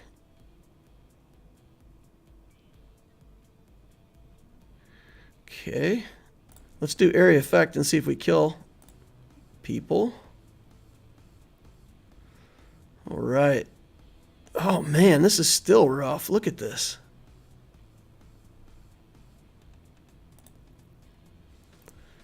Wow.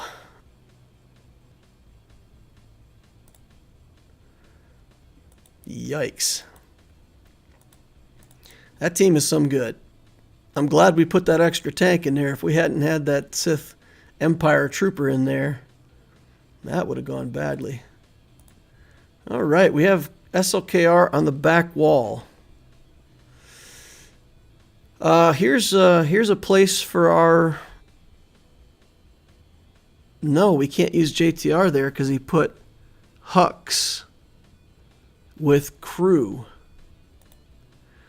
This team could be a problem for me. We've got Revan, right? Revan will eat away at his health, unless he's got some kind of crazy tenacity build like I would do. Yeah.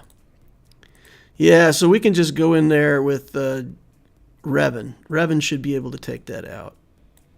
Okay. So we can Revan this. C here. We can JTR this if nothing else.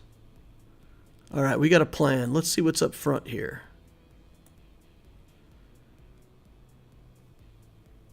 So we can nest. Does that mean we got to nest these Geos now?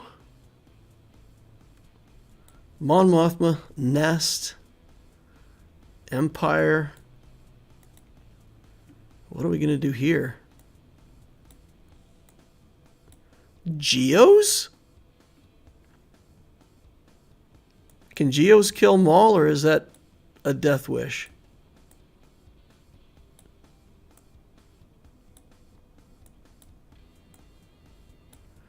Oof.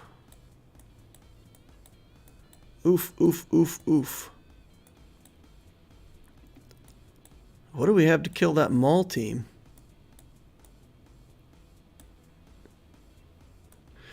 Or alternately, what do we have to kill Night Sisters? Probably take Empire in against the Maul team.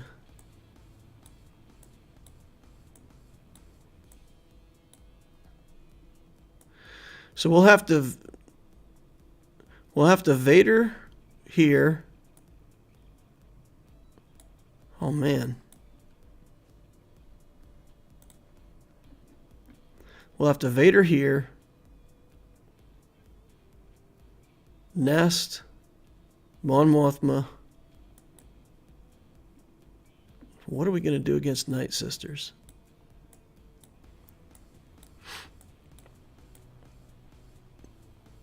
Yeah, maybe we have to Mon Mothma the Night Sisters instead. Figure out something for up here.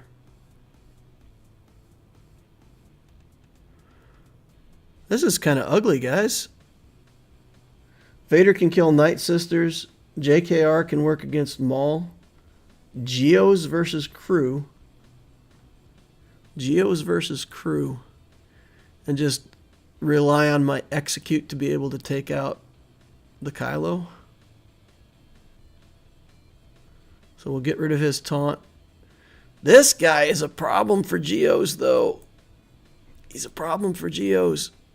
He hits so hard. Bounty Hunter versus Maul. Bounty Hunters on the Maul. The Bounty Hunter team that I have left, though, is not a good Bounty Hunter team. Let me check. Let me see what I put on defense. Yeah, I mean, this is my leftover bounty hunters. I put the good bounty hunter team on defense with Zam. Zammy Zam.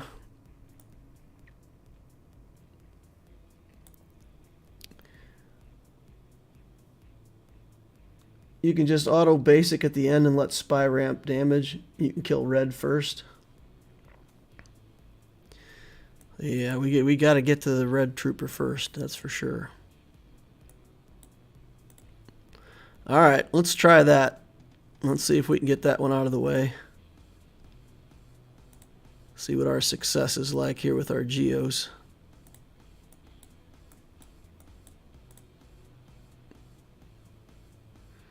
All right, let's do it, boys. If you have Watt, you can use any team to kill Night Sisters. Well, not quite any team. But fair enough. We do still have Watt. Probably going to use Watt so that C can beat. Let's do this. Put ability block on him. I guess that didn't help much. Okay. Come on, spy.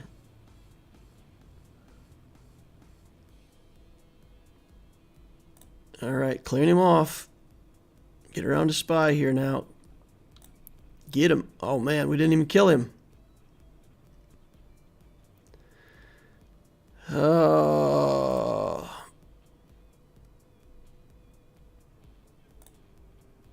Didn't even kill him.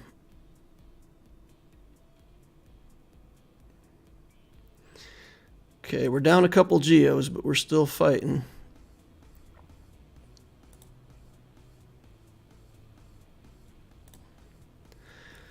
Get him, boys, get him. This is ridiculous. How is he not dead yet? No turn meter for spy because of Hux.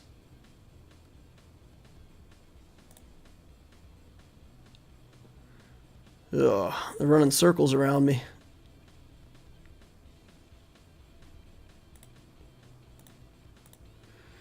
Yeah. That didn't work.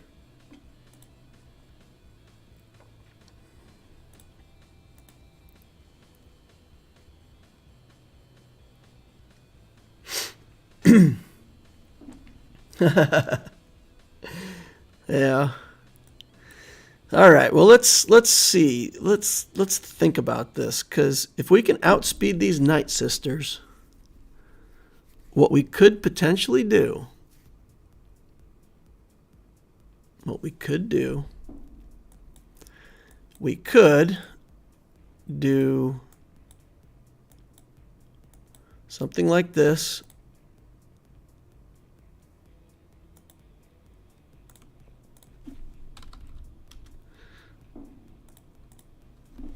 Something like this, okay? Thrawn 297.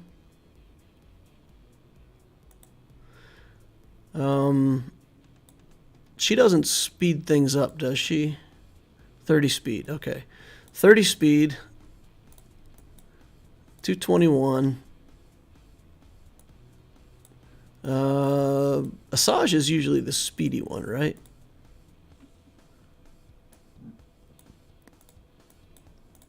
She should be slow, 236, 266. 217. All right. So we could do this. Daka's the one that gets crazy turn meter all the time from her serve again, right? When another ally is defeated, she gains turn meter.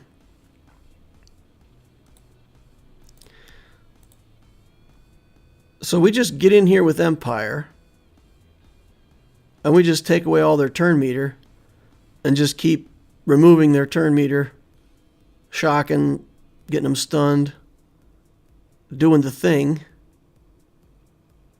And then we save Vader, and we just go in with Vader against the Geos. Vader and maybe Talon.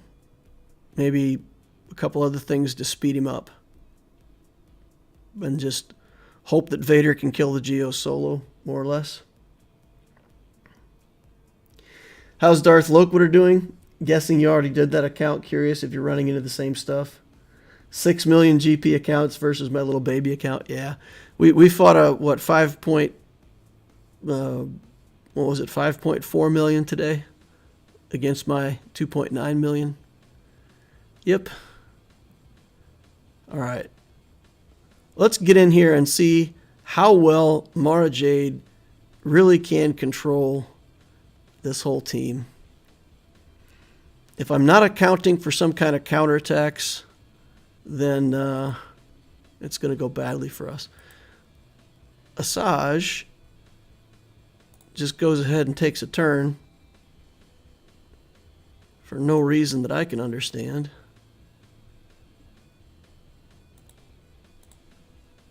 How did Asajj get that turn?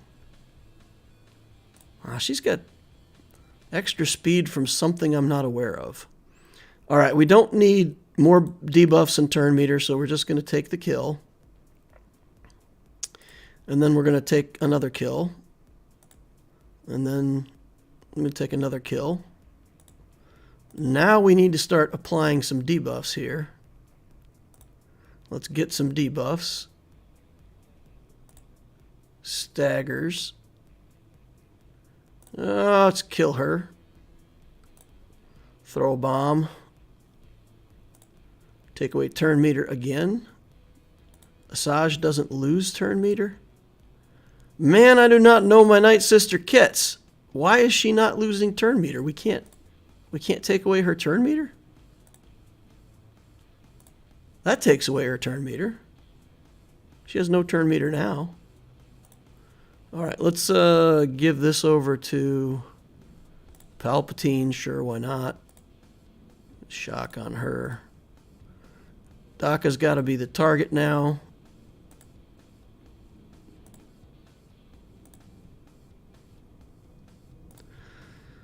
There's more debuffs. More. Who needs Vader anyway? Who needs Vader anyway? Don't AoE stun them. Shock is better to stop them gaining turn meter. If you AoE stun them and they get a turn, they don't do anything. They just stand there. Shock is better if you want your Emperor Palpatine to take another turn. I don't know. I think we did all right. Okay. So if we're going to save JTR for the bottom, then we need to work our way through this top.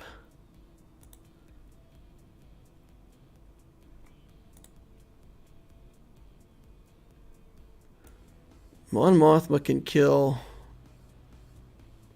one of these teams. Vader here. What are we going to use here?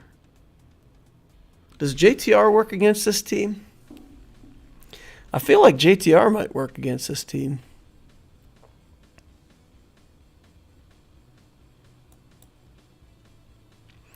What do you guys think? Do you know if JTR works here?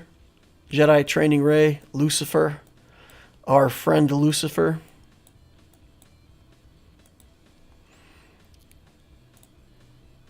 Yeah, I don't think we have a better use for the Mon Mothma right now. So let's get in here with the Mon Mothma team and try to pick them apart little by little, like we do.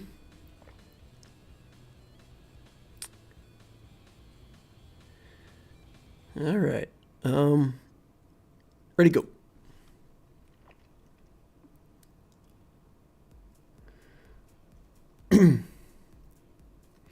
Jar works against Newt, but not on Maul. Jar. What is Jar? What am I missing? DL, on a side note, my girlfriend wanted me to tell you that pink is for Wednesdays. Oh, okay. I have no idea what that means. If that is of some significance, then, you know, I'm amused, I guess. But don't know what pink for Wednesdays is all about. Okay. Get rid of the newts. Work our way through this Magna Guard.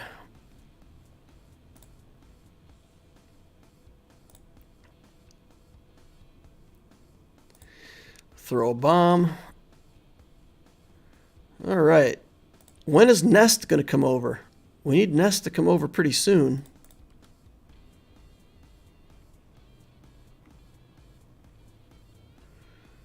Okay.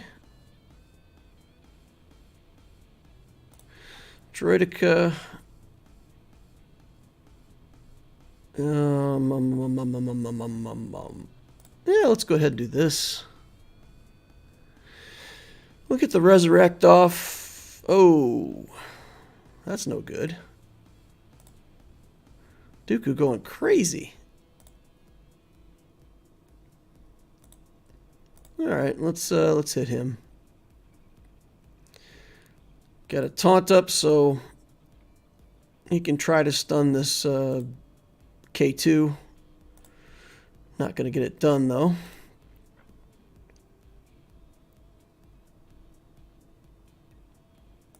If that Nest had been like Relic 5 or something, it'd be a much harder team for us to deal with. Kyle Katarn can still deal with her. You know, I have to check my potency. I have to try to make sure my potency on Kyle is good enough. Okay, so then now we need Vader here. We'll put in Talon. And to boost up his stats even more. What do we have for Sith left over? Anything? Darth Revan. Empire. What do we have for Empire? Ooh, we've got a tank. Okay. We've actually got stuff. Look at this. We're in good shape. We're in good shape with this, right? Yeah, that's no problem. Okay, we'll try to get Spy out of there first. We've got to go straight into Merciless Massacre, though, because we don't have the Emperor.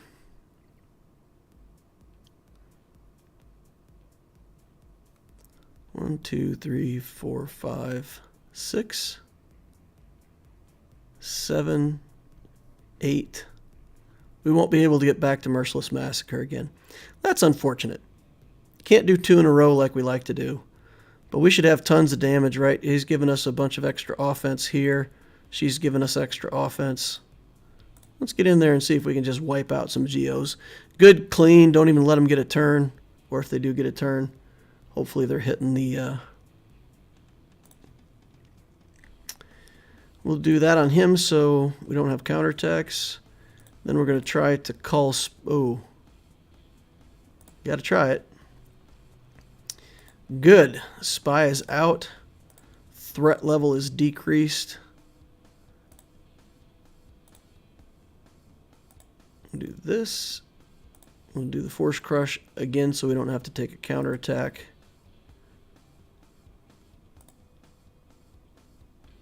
Okay, heals up. Come on, tank. Get on in there. He finally taunts. He's like, I'm on strike. Don't feel like taunting. Alright. Oop. He got taunt again from Talon. Lol. Alright, we'll do that. We will do call right here, right away. Hit here. Hit here. Force Crush. Bada bing back, bada whatever. Sunfac pulling the hero, taking out that Talon. All right, fine.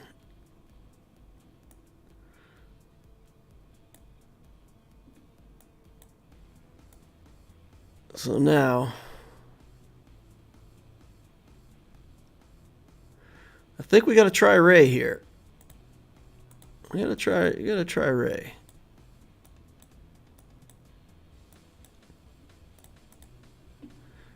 And we gave away our...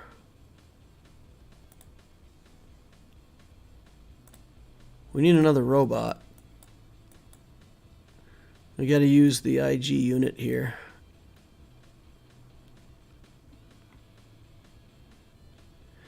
All right, and then we're just going to hand wave and go to town.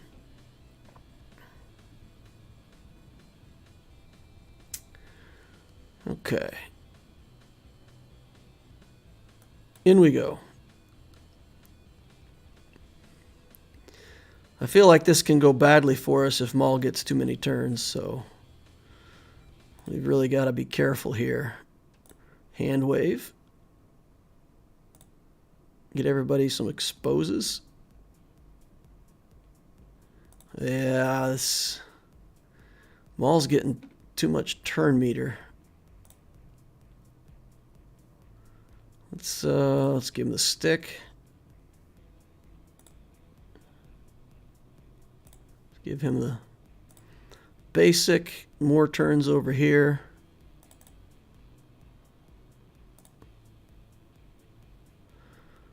Okay.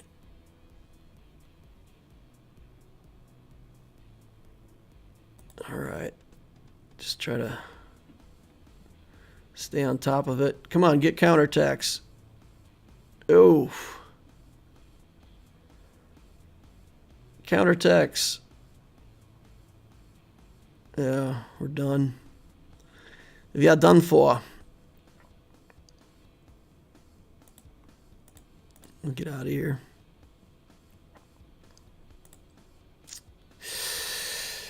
All right. At this point, we have Jedi training Rey failing. So we've got what? We've got Night Sisters that we could try, JTR, or just admit defeat.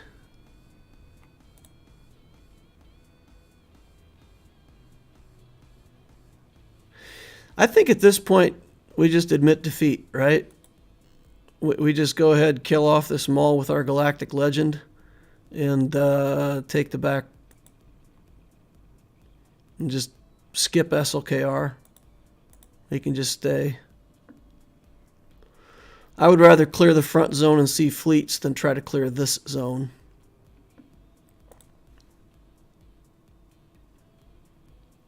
JKR can work. Going to be sketch without Jedi Knight Luke, but possible.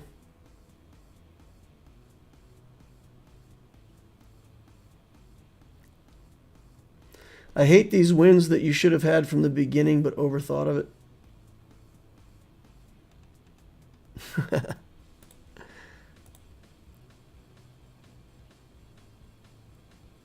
Not quite sure what you meant by that, but all right. I think we'll just get in here with C Watt. No Watt. Watt's on defense. Watt's on defense. We got to take Armorer. Should still have an Armorer here, right? Yep.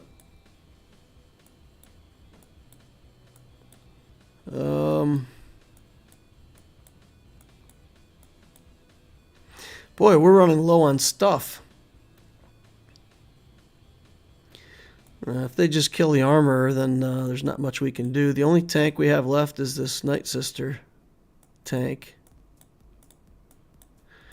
But we can do that. We just put a bunch of Night Sisters in here. Soak some hits. Try to have the Armorer give him however many stacks we can. And then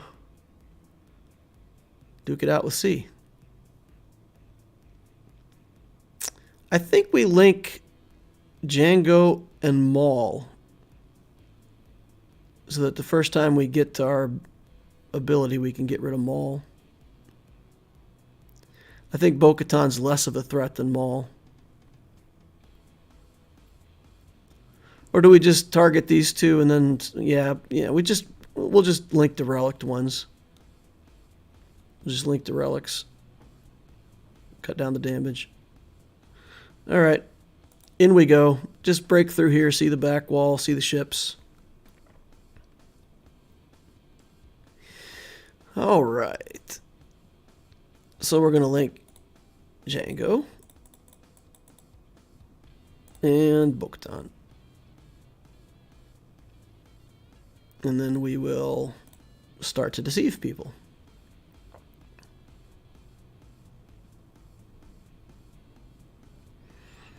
Zombies already lost taunt. That's nasty. Oof.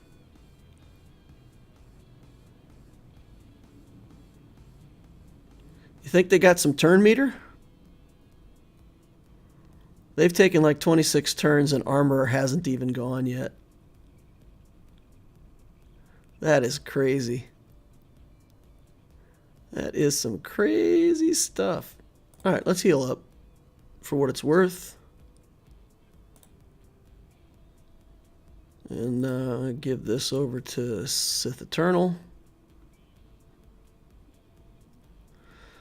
Okay. Alt.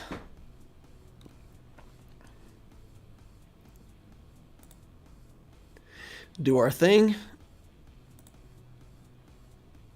And down you go. 39 banners. Dang. That team's nasty. What's the best counter for Maul nowadays? CLS. We got Executor to fight and a Rebel fleet. Take that Rebel fleet out real quick. One reinforcement. In we go. Canderous or Maul for faster ult. Yeah. Yeah, that ult came up fast. My ult was ready to go before Armorer even got to take a turn. That was crazy. All right. We'll embarrass this Rebel fleet with our First Order fleet.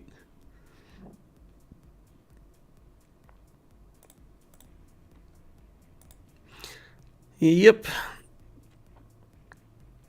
Talking in chat today over in Discord, and I said that I believe that the First Order fleet, somebody said First Order's top 5 now, and I said I feel like First Order's are top 4, and I said I feel like First Order's been top 4, like they're always, for me, one of my top 4 teams. 'Cause I've always felt like Negotiator, Malevolence, Executor, when it came along, and First Order was still, that's my 4 main fleets. So, and of course the argument is that the Rebel fleet is better. But, I mean, we see there what the Rebel fleet gets done to it. Not good. It's not pretty. It's ugly. Shameful. All right, let's see what we can do here. Where's that Imperial TIE Fighter? Is that it? There it is. All right. And then we'll do all this fancy stuff. And Ebon Hawk. And the cheese. Or maybe this. All right. Let's get in there. I was of the mindset First Order was probably 5th or 6th. I didn't like how First Order pulled from other fleets, Plo and Cassian, to break into the top 4. Now it doesn't have to. Pure First Order, fully viable. You know, I don't care that it pulled Plo and Cassian. I mean, Plo and Cassian were my reinforcements for that fleet. It feels like if I used them with a different fleet, it was pulling them away from First Order. That's funny. That's funny how different you can think for pretty much the same thing. I can usually kill Rebels without needing Plo or Cassian. Yeah, I could have easily killed that ship without any reinforcements. Would not have needed any reinforcements. All right, let's do this. Get the dodge on that first assist. Let's do this. Put buzz droids on him. He'll sneeze those buzz droids off in 1 second. You know what? Let's do this. Put down a bunch of damage on him right away. Alright, 2 ships down. Yeah, put buzz droids on him. Oh, wow. I've got 3 ships on the field. I feel like I just want to get spy out here and kill somebody. I know I should probably bring in this Ebon Hawk. We'll bring in the Ebon Hawk. Try to keep it clean. Put chaff on everybody. Go back here. Alright, now we've got the reinforcement on the field. We'll go ahead and put buzz droids on everybody. Okay, let's do this and get a little guy. And I do not get to put up a second instance of chaff. This is going nowhere, right? Like, I'm going to get no kills. No ships down. Man, I do not understand what it is that I'm doing so wrong. I get nothing on these runs. Gotta get out this Cad Bane. I don't get him. Alright. Well, let's take the debuffs off of here, and looks like I'm going to get to my alt, maybe. Oh. Okay. Ultimate time. Still got my tank up, so that's good. Let's buzz droid him. Okay. Get Houndstooth out of here. Almost. Get him gone. Okay. Let's see what we got here.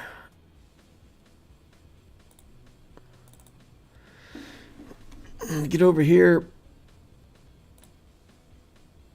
Stun Boba Fett. Take out Cad Bane. Well, I'm pulling this one out. I thought this was lost there in the middle. I felt like I was done. But we're doing it. We're doing it, boys. All right, we got to get him before he gets his next ability, though, because he's gonna kill our ship. All right, we got it.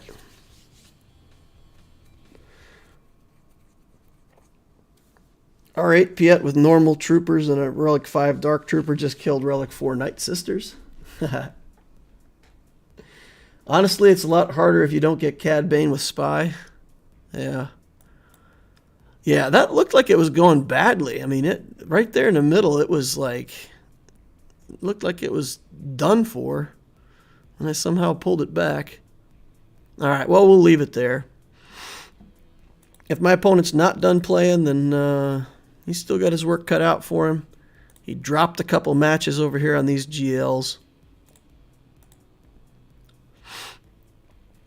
Could win 1 on offense, or you could win 2 on defense. Or at least take 2 teams. Yeah. Maybe he's doing that with non-meta teams where he's just going in, getting them down, cleaning them up, but that still takes 2 decent teams. And my Anakin, my gas is pretty tanky. I wonder if he actually gives opponents any problem or if they just kind of laugh at that. Let's see. What was I going to say? Where's Maul? Okay, he's Relic 5. We've got him at Relic 5 so far. No Zetas yet. We have one Zeta in the bank. I really can't spend any Zetas at all on this account right now, though, because we need 120 of them for a Galactic Legend, and we're 4 relics away from Lord Vader. So I feel like if we don't pull back on the reins and start saving our Zetas, we won't have any for Lord Vader when we get him. So just got to sit on those for a while and wait for next GL to come along. Can't let my energy fill up. That's no good. All right, so Obtesio. We can still do the Inquisitor Obtesio account. Y'all want to see that? I hope you do, because I'm planning to play it for your entertainment. And if you're not entertained by it, well, I guess I'll be sad. Guess I will just be sad.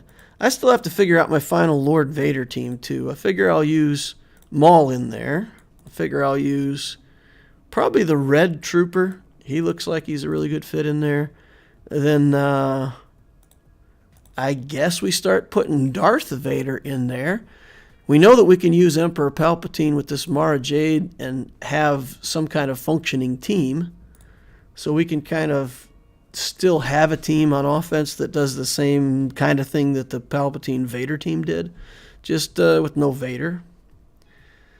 And then who's the last person in that team? I don't know. I don't want to put Piet in there because that I rely on him too much for my trooper team.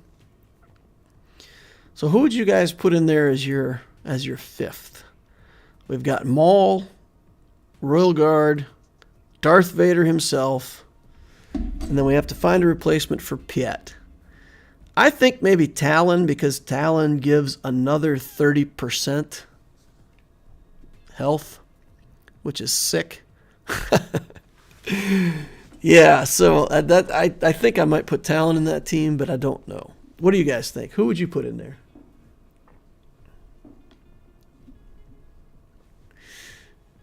All right, let's take a look at this Grand Arena round. We're in Carbonite 4. 1740 is the limit. We're at 1718. So if we can pull out this win, then we shall graduate to Carbonite 3 at the end of the round. That's the goal. I hope we can do that. Royal Guard's already in the ones that I'm going to use, right? We're going to use Lord Vader, of course.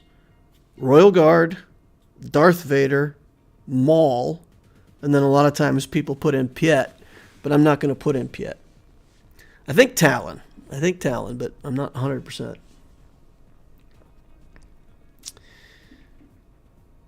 Talon is just... Let's look at that just for a second.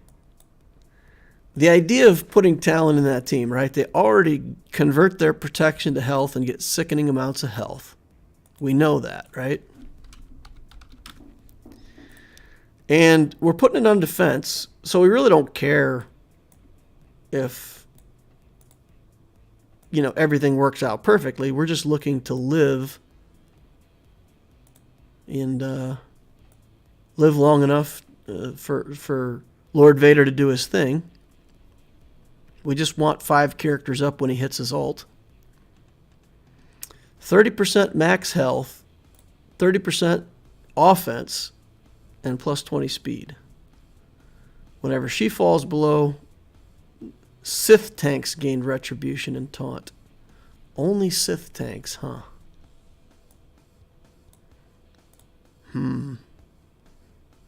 Only Sith tanks. I could put a second tank in there. I could put in Set. Put in the Sith Empire Trooper. Do a 2-tank version.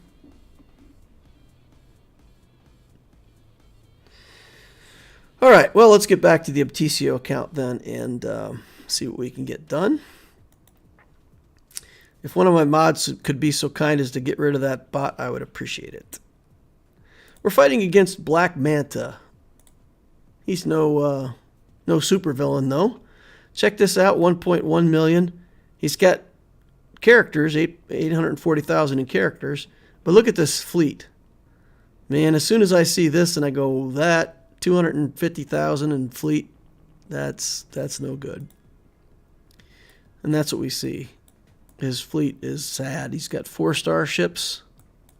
It's not a hyperdrive account. So the ships are just way behind. Huge advantage for us in ships. Character-wise, he has Darth Revan already. Darth Revan, Maul, Nihilus, Palpatine. He's got tons of dark side stuff. Loves him some Sith. So, Darth Revan team. Already at 1 million. Darth Revan team. I didn't see the tank in here, though, so at least we don't have to fight Set, I hope. And as long as he puts Revan without Vader, then we should be able to kill it with our Vader. No guild at all. No guild. Don't play the game with no guild, boys and girls. Not a good idea. All right, so it's an auto deploy, and Vader is in there with all of this stuff. That's fine. Revan's not in the lead. His guys aren't fast. We should be able to Vader that. Should be able to Mon Mothma this. Actually, knowing that it's an auto deploy, we can trooper this and have Mon Mothma for the back wall. All right, on our defense, what we did, we blocked the bottom with Geos. We put Jedi on the back wall and said, you know what, if he gets to the back wall, he still gets to fight. If he had his Vader on offense, he very easily could have taken the Geos. We put the crew in front of ships. And then we put down what is currently our second fleet with the Geos under Home 1. Kept our better fleet on offense. Auto deploy. So he has won twice with auto deploy. Has to be the case, right? Because I've won twice. I'm fighting him in the finals, which means he's won 2 matchups using auto deploy. That's kind of scary.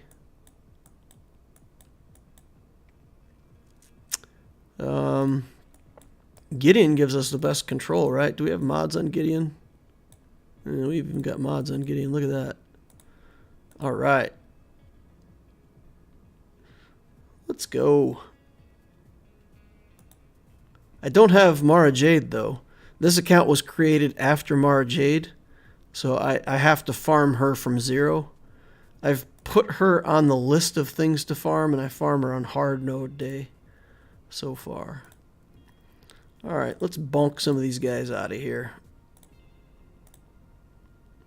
There we go. Darth Revan goes away. Should kill Palpatine too. No, we didn't kill Palpatine.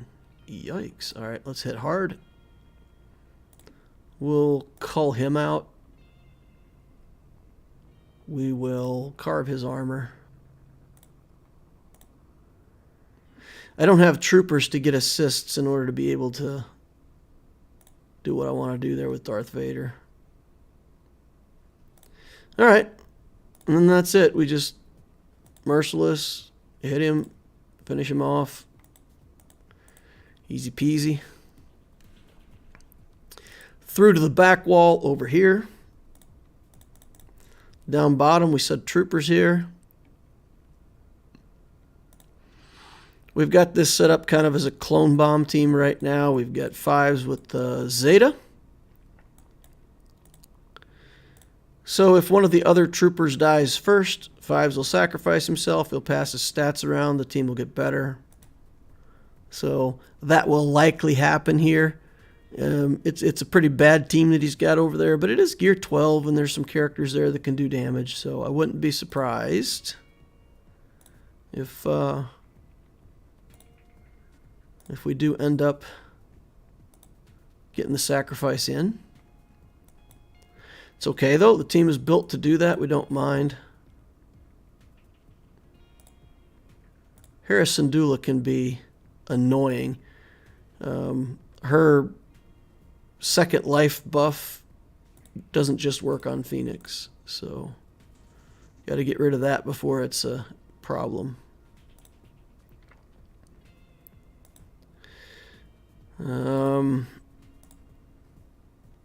Yeah, I think we got to work on Nihilus, because if Nihilus comes over here and annihilates somebody, that's not what we want. Okay, let's pass it over to 5s. Get the taunt back up again. See if we can prevent the sacrifice from coming in. We'll go over to Maul. Go to the Maul. Maul. The Maul. Alright. See if we can recover some banners here. No sacrifice necessary. She took away a lot of banners, though, that I don't think we're going to get back in time. Alright. 57. That's ugly banners. The Clone Bomb team is often ugly banners, but a win is a win. Gets you through to the back wall. We've still got a fully functional Mon Mothma team on offense. So, bring in Mom.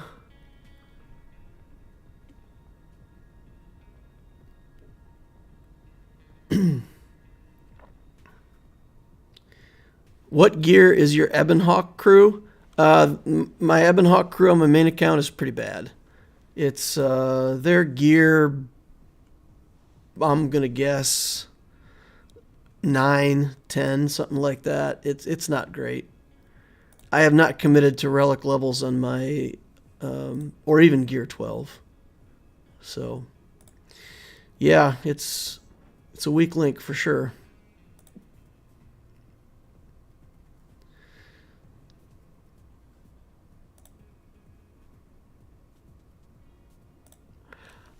What do you guys do? I mean, do you have your Ebonhawk at relic levels? That feels like a huge commitment to me, and I don't know if that's good investment, honestly. I don't want that Old Republic team. There's just it's even if you build it well, it's just as a character team, it's bad. It does nothing. Okay, don't die, Luke. Don't die. Don't die. Don't die. 65 banners still. I thought Mon Mothma was missing protection, but I guess she got enough back that it counted. That's good. Okay, weak little fleet here. We'll bring in our 3 starting ships and 1 reinforcement, and we'll certainly plan for this to go very quickly and decisively in our favor. Old Republic is kind of really bad, makes you hate yourself that you have to gear them up. T3 is good for the GG nuke team. Yeah, I mean if you build like the full Grievous nuke team, I like that team. Use HK in the lead. Use T3, BB8, Grievous, and then like IG 88 or something like that. Yeah, that team is crazy. That's so much damage so fast. All right, let's get the soldier out of here.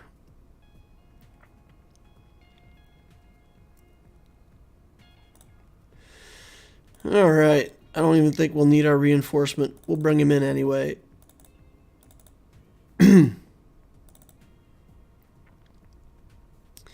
Pull the assist off of the silencer and be done with this fight. Good. 71 banners. Full clear. He's not getting his auto-deploy shenanigans off on us. Moral of the story, farm your fleets, boys. And don't auto-deploy. Yeah, that's crazy. That's crazy that he's in the winner's bracket with auto-deploy. Huh. I guess his best stuff does deploy in front of his ships, so you can protect some pretty bad ships with with your best characters that way. Guess it works out in the end. Alrighty, guys. Well, that's going to wrap up the stream for tonight. Had interesting fight on the Loquitur account. Interesting matchup. I got the hiccups tonight for some reason. Driving me crazy. But we got, I think we'll get the win on the main account. Let's look at the Loquitur account here real quick.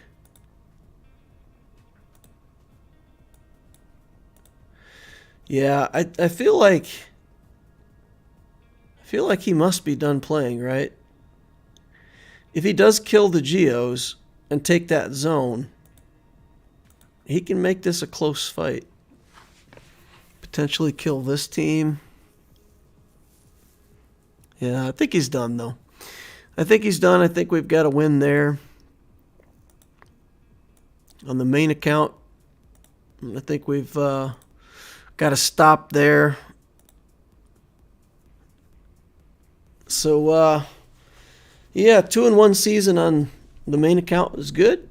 A 1-2 on the Loquitur account, but, you know, considering the opponents that we faced, I don't think that's anything embarrassing.